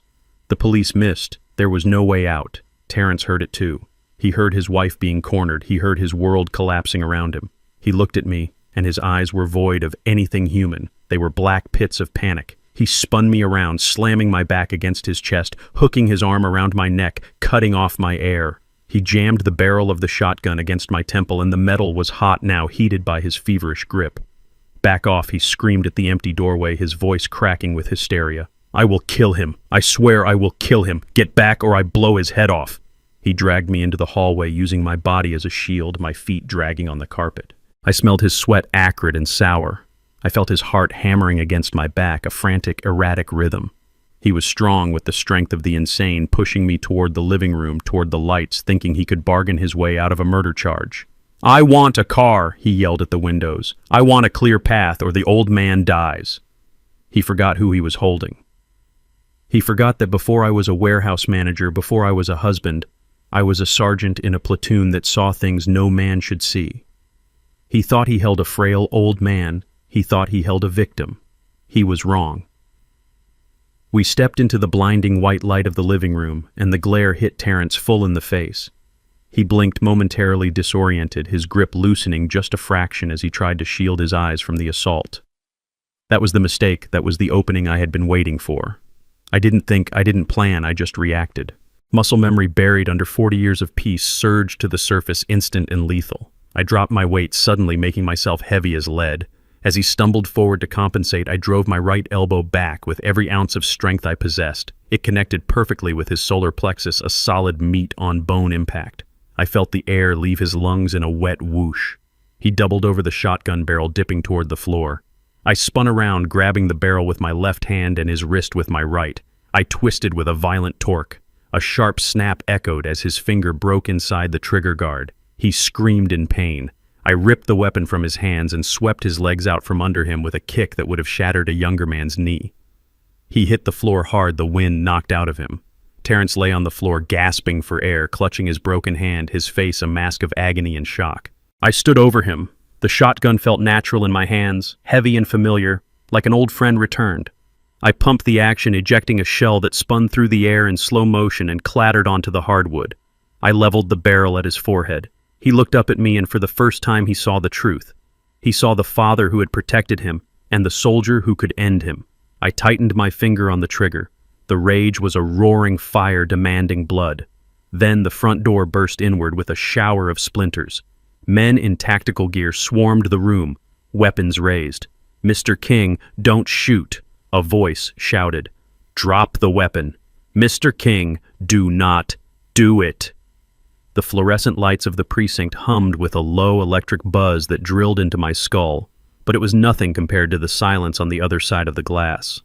I sat in the observation room, my hands resting on my cane, watching my son through the one-way mirror. Terrence was handcuffed to the metal table. His right hand was splinted and bandaged where I had broken his finger, a stark white reminder of our struggle. He looked small in that chair. The expensive suit was rumpled and stained with sweat and dust. He was leaning forward, speaking to the detective with a frantic energy that reeked of desperation. I could hear every word through the speaker system. He was admitting to the assault. He admitted to threatening me with the shotgun. He called it a breakdown. He called it a moment of grief-induced insanity. But when the detective asked about Esther, he shut down. He shook his head violently, denying everything. "My mother died of a heart attack," he insisted, his voice rising in pitch. "She was old. Her heart was weak. I loved her. I would never hurt her. You have nothing on me for that. Nothing." I watched him lie. I watched the boy I had raised, the man I had protected, twist the truth until it snapped. He thought he was smart. He thought that without a body, without a weapon, he could talk his way out of a murder charge. He thought the threats in the house were just words against words. He didn't know about the floorboard. He didn't know about the technology of a bygone era that had been recording his every breath. The door to the interrogation room opened, and the air in the observation booth seemed to get colder. Solomon Gold walked in. He didn't look like a lawyer in that moment. He looked like an executioner in a three-piece suit. He carried no briefcase. He held no files. In his hand, he carried a single object. My old Nokia brick phone. It was scratched and worn, a relic from a time when phones were tools, not toys. Terrence looked up at him, his eyes narrowing in confusion. "Who are you?" he demanded. "I want my lawyer." Gold didn't answer. He didn't sit down. He walked to the table and placed the phone in the center of the metal surface. The device looked out of place like a stone on a dinner plate. Gold pressed a button. The screen glowed a dull green. He looked at Terrence, and for the first time I saw fear flicker in my son's eyes, a primal understanding that the trap had snapped shut. Gold pressed play. The audio was tinny but crystal clear in the acoustically tiled room. My voice came through, first calm and steady, asking the question that had started it all. "Why did you kill your mother, Terrence?" Then came the silence.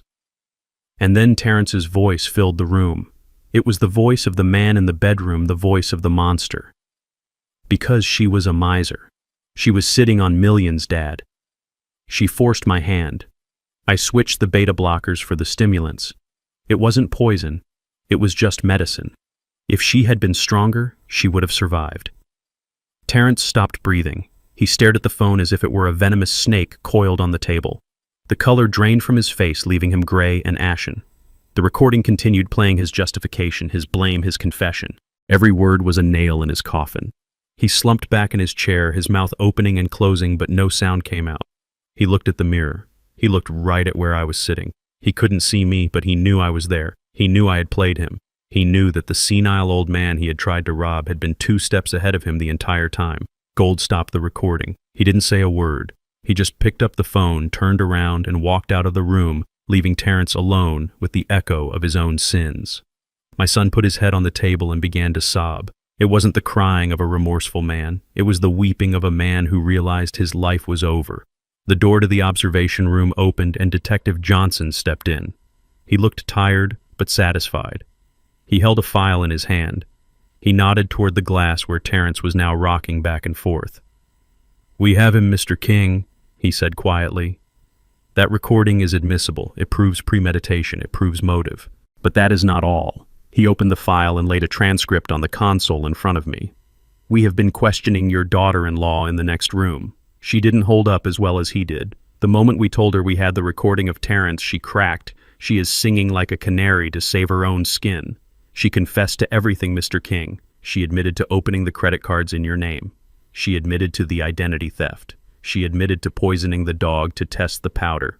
And most importantly, she gave a sworn statement that she witnessed Terrence throwing away the real heart medication and replacing it with the stimulants. She said he bragged about it. She said he called it the perfect crime." I looked down at the transcript.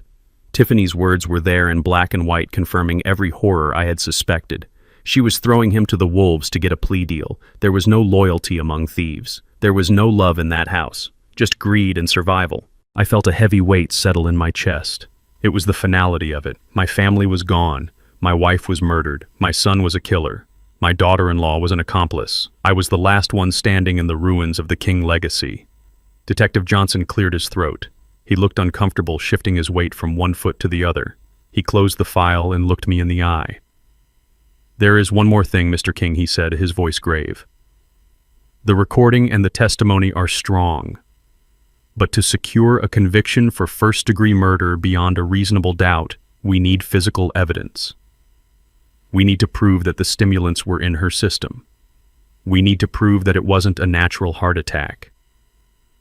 I knew what was coming. I had known it since the moment Thorne showed me the photos, but hearing it out loud didn't make it any easier. "We need to exhume Esther's body," Johnson said softly. "We need to run a toxicology screen. I know this is asking a lot. I know you just buried her. But we need your permission to bring her back up." I looked through the glass at my son. He was broken, defeated, but he was still alive. Esther was in the cold ground because of him. She didn't get to say goodbye. She didn't get to see Paris. She died scared and betrayed in her own kitchen. If bringing her up meant keeping him down, then it was what I had to do. I gripped my cane. I thought of the woman who had stood by me for 45 years. I thought of the justice she deserved. "Do it," I said, my voice hard as stone. "Dig her up, find the poison, and bury him with it." The morning they dug up my wife, the sky was the color of a bruise. I stood at the edge of the cemetery plot, leaning heavy on my cane while the machinery roared.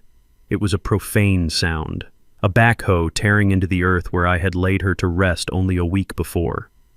Every scoop of dirt felt like a physical blow to my own body. I had spent 45 years protecting Esther. I walked on the sidewalk side of the street. I checked the locks at night. I made sure her car had oil. My one job was to keep her safe, and I had failed. I let a wolf live in our house, and now I was failing her again by disturbing her peace. I watched the metal teeth of the bucket bite into the soil, and I had to close my eyes. I felt a hand on my shoulder. It was Alistair Thorne. He sat in his wheelchair beside me, his face pale but his eyes steady.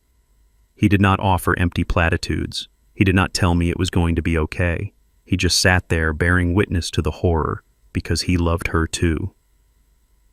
We waited in the cold morning air until the casket was raised. It looked wrong in the light of day, muddy and scarred. They loaded it into a white van without ceremony. I followed that van to the medical examiner's office, driving my truck with a numbness that spread from my fingers to my heart.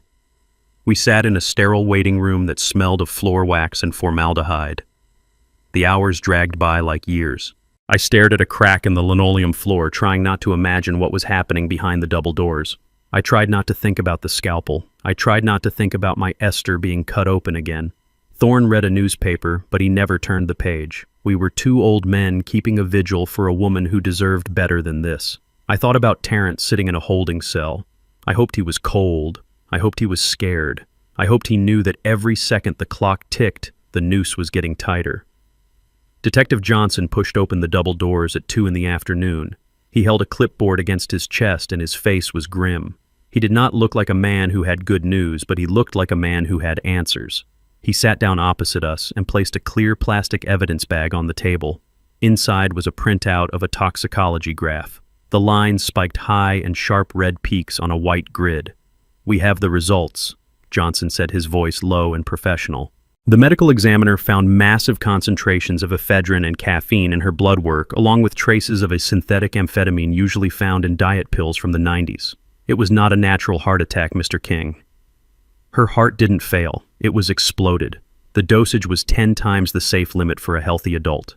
For a woman with her condition, it was a death sentence within an hour of ingestion.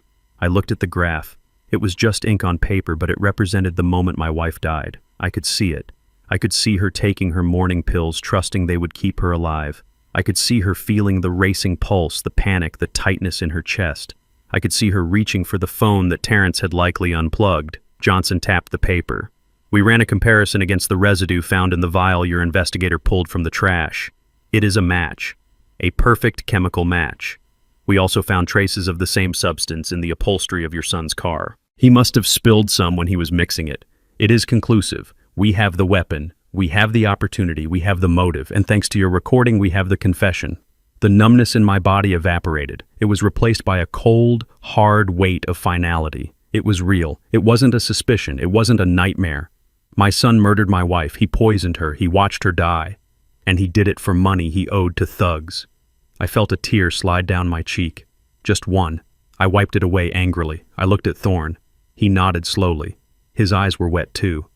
"We got him, Booker," he whispered. "We got the bastard." By 5 o'clock, the district attorney had filed the paperwork. The charges were read out loud in the precinct briefing room, and I listened to every word. Terrence King was charged with murder in the first degree, conspiracy to commit murder, elder abuse, grand larceny, fraud. The list went on a litany of sins that would bury him for the rest of his natural life. Tiffany was charged as an accessory to murder, conspiracy, and fraud. The judge denied bail immediately. They were deemed flight risks. They were deemed dangers to society. They were remanded to the county jail until trial. I saw them on the news that evening. They were doing the perp walk. Terrence was wearing an orange jumpsuit that clashed with his pale, terrified skin. He looked at the cameras, and for a second he looked right at me through the screen. He didn't look arrogant anymore. He looked like a child who realized the dark was real. Tiffany was crying, hiding her face with her hands. Her hair was a mess. Her designer life was over. They were going to die in prison. It was justice. But it didn't bring Esther back. It didn't fill the empty side of the bed. It just closed the book on the ugliest chapter of my life. I sat in the waiting room of the station feeling empty. The adrenaline was gone, leaving me hollowed out. I was an old man with no wife and no son. I was alone. Solomon Gold walked in. He looked fresh despite the long day. He carried a thick manila envelope under his arm. He sat down next to me. "Mr. King," he said softly, "the legal matter of the criminal case is now in the hands of the state, but there is still the matter of the estate." I looked at him wearily. "I don't care about the money, Solomon. Burn it. Give it away. I don't want a dime of the money that killed her." Gold shook his head. "You need to see this." He opened the envelope and pulled out a document bonded in blue paper. The will we showed Terrence was a draft. It was a decoy designed to flush him out. Esther wrote another one. A final one. She wrote it the day she hired the investigator. She knew Booker. She knew it might come to this. She left instructions that were only to be revealed once the threat was neutralized. He placed the document in my hands. It was heavy. "Read it, Booker. read what she really wanted. I opened the blue legal folder Solomon Gold placed in my hands, and the paper inside felt heavier than a Bible. It was not the cold-typed text of a standard will. The first page was a handwritten letter on the creamy stationery Esther kept in her vanity drawer for special occasions. I recognized the slant of her penmanship immediately, the way she crossed her T's with a little flourish. I traced the ink with my thumb, feeling the texture of the woman I had lost. My throat tightened so hard it hurt to swallow. I began to read, and it was like hearing her voice in the quiet room, a whisper from the grave that was both comforting and terrifying. "My dearest Booker," she wrote, "if you are reading this, it means I am gone, and it likely means I did not go peacefully. I have kept secrets from you, my love, not because I did not trust you, but because I wanted to protect you. I wanted you to live a simple life, a life without the burden of wealth and the vultures it attracts. But I failed, Booker. I failed because the vulture was already in our nest.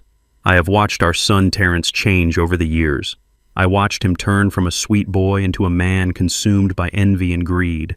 I saw the way he looked at us, not with love, but with calculation. I found his gambling slips. I found the forged checks.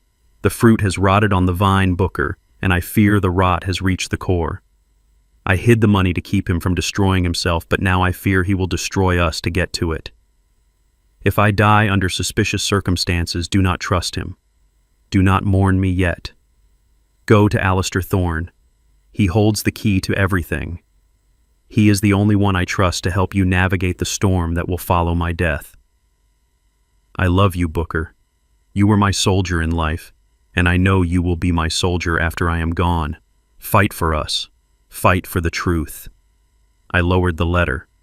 A single tear escaped my eye and landed on the paper, blurring the word soldier. She knew.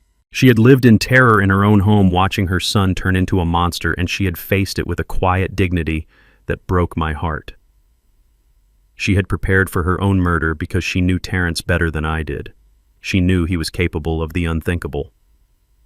I looked up at Solomon Gold. He was watching me with a solemn expression, his hands folded on the table. "She was a remarkable woman, Mr. King," he said softly. "She came to me 6 months ago to draft this. She was very specific about her wishes.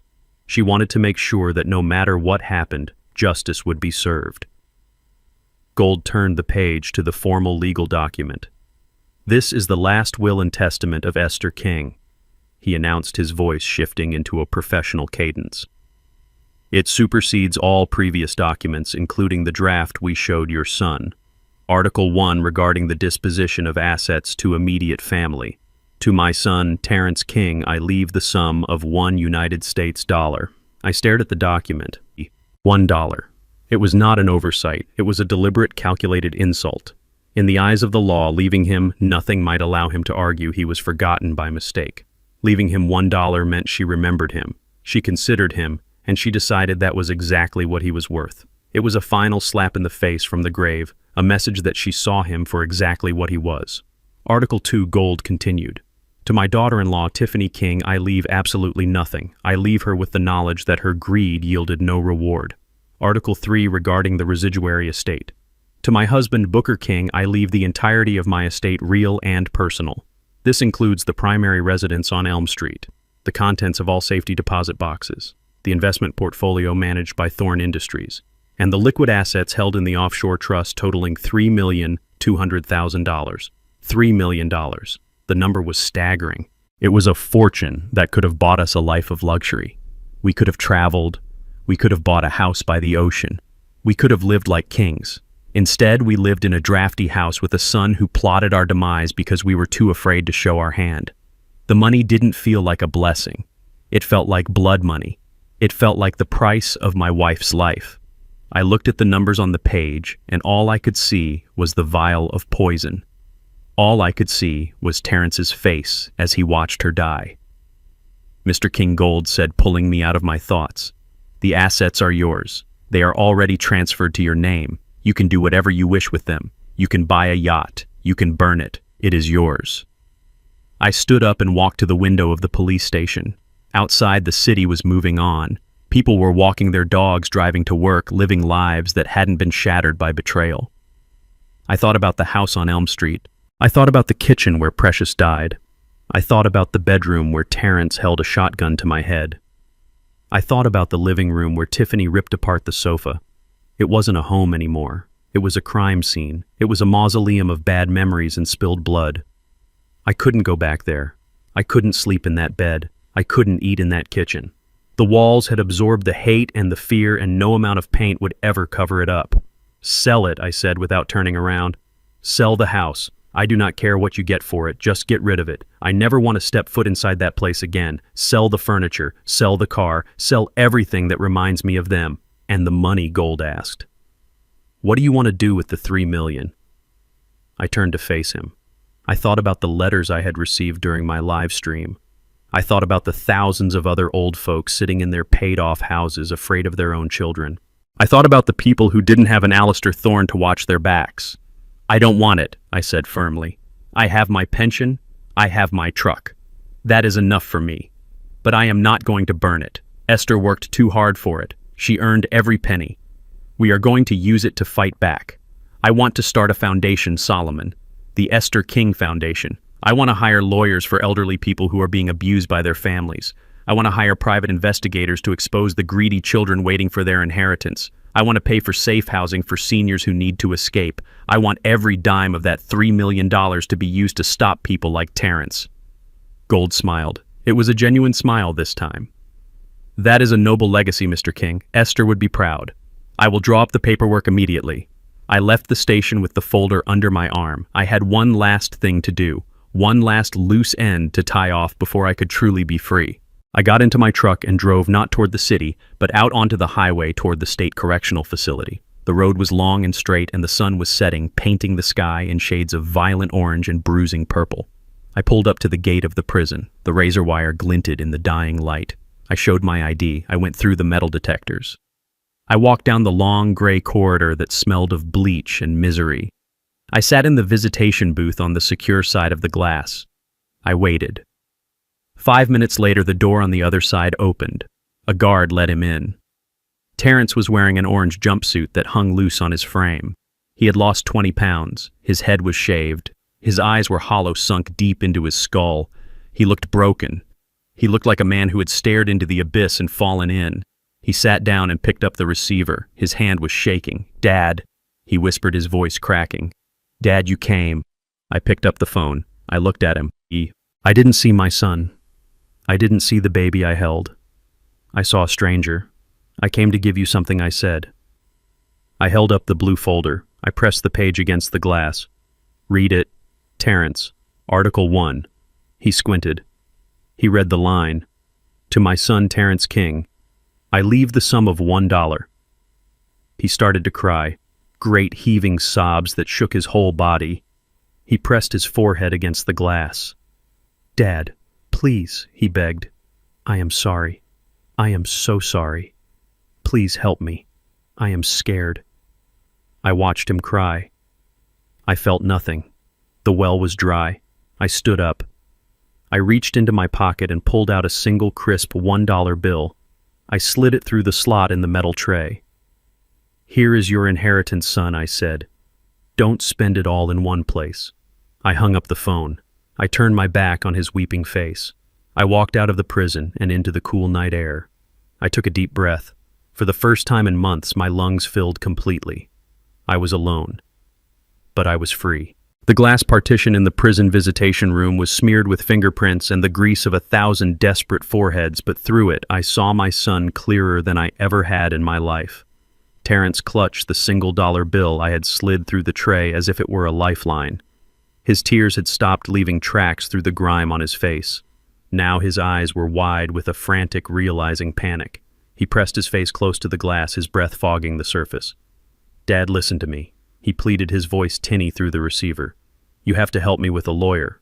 The public defender is useless. He says I am looking at life without parole. You have the money now. You have millions. Just get me a good attorney. We can fight this. We can say it was an accident. We can say I was under duress. Please, Dad. You cannot let your own son rot in here." I looked at him. I looked at the man who had poisoned his mother. I looked at the man who had held a shotgun to my head. I looked for a spark of the little boy who used to run to me when he scraped his knee. I looked for the teenager I taught to drive. I looked for the young man. I walked down the aisle. They were all gone, consumed by the creature sitting in front of me. He wasn't asking for forgiveness. He was asking for a bailout. He was still trying to hustle me. He still thought I was the mark. I leaned forward. My voice was calm, devoid of the rage that had fueled me for weeks. "I am not your dad," I said simply. "Your father died that night in the bedroom. He died when you pointed a loaded weapon at his chest. He died when you decided a gambling debt was worth more than his life. The man sitting here is just a witness to your crimes." Terrence recoiled as if I had struck him. His mouth opened and closed, but no sound came out. He looked at the dollar bill in his hand, then back at me. Hate began to replace the fear in his eyes, a pure, venomous hatred. "I hope you die alone," he spat. "I hope you rot with that money." "I already died alone, Terrence," I replied. "I died the night I realized I raised a killer. But I came back, and now I am going to live." I hung up the phone. It clicked into the cradle with a sound of finality that echoed in my bones. I did not look back. I stood up and walked out of the booth, leaving him screaming silent curses behind the soundproof glass. I walked down the long gray corridor, past the guards, past the gates, and out into the world. I took a breath of air that tasted like rain and gasoline and freedom. It was over. The book was closed. 1 year later, the air tasted of roasted chestnuts and expensive perfume. The Seine River flowed beneath me, dark and silky, reflecting the lights of a city that burned with a golden fire. I stood on the deck of a private riverboat, the wind ruffling the hem of my cashmere coat. I was 73 years old, but I felt younger than I had at 50. I was not wearing my old warehouse uniform. I was wearing a bespoke navy suit tailored in London. My shoes were Italian leather. My cane was made of polished ebony with a silver handle. I looked like a man who owned the world, or at least a significant part of it. Paris. Esther had talked about Paris for 40 years. She had magazines' cutouts of the Eiffel Tower taped inside her pantry door. She watched old French movies on Sunday afternoons, whispering the dialogue she didn't understand. She saved her pennies in a jar marked Paris Fund, but the jar was always emptied for braces for tuition for bail. She never made it. She spent her life serving others, cleaning up their messes, making their lives beautiful while hers remained small. But she was here now. I felt her in the breeze.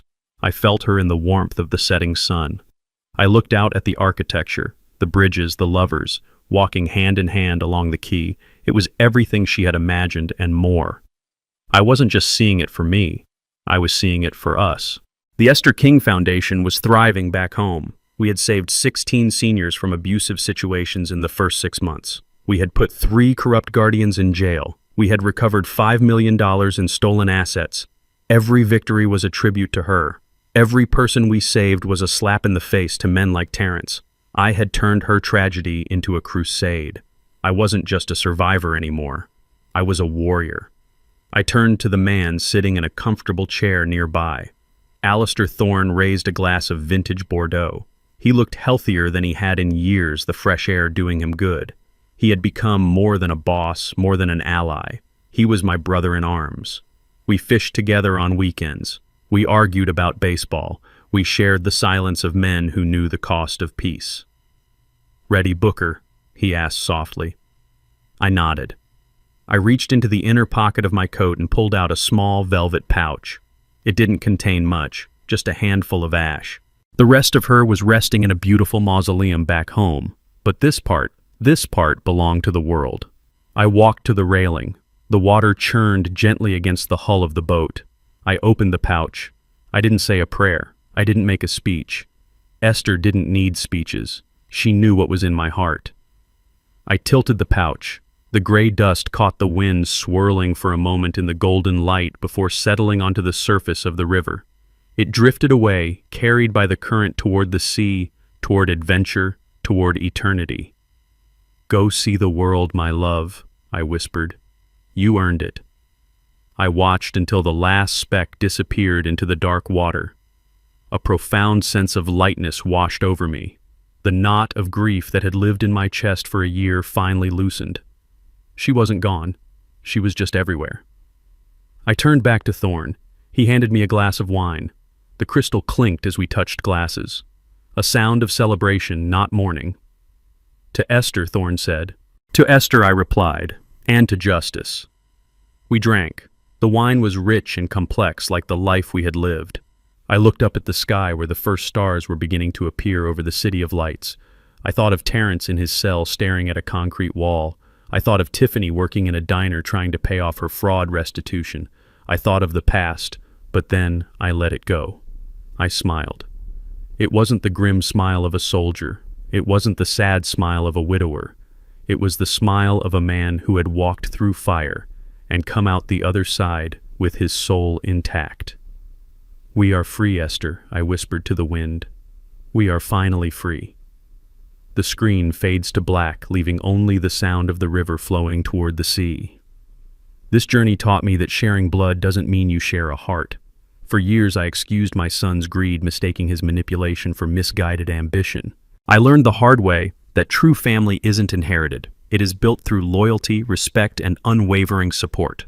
I found more brotherhood in a former stranger than in the child I raised. We must stop excusing abuse just because it comes from relatives. Never set yourself on fire to keep someone else warm.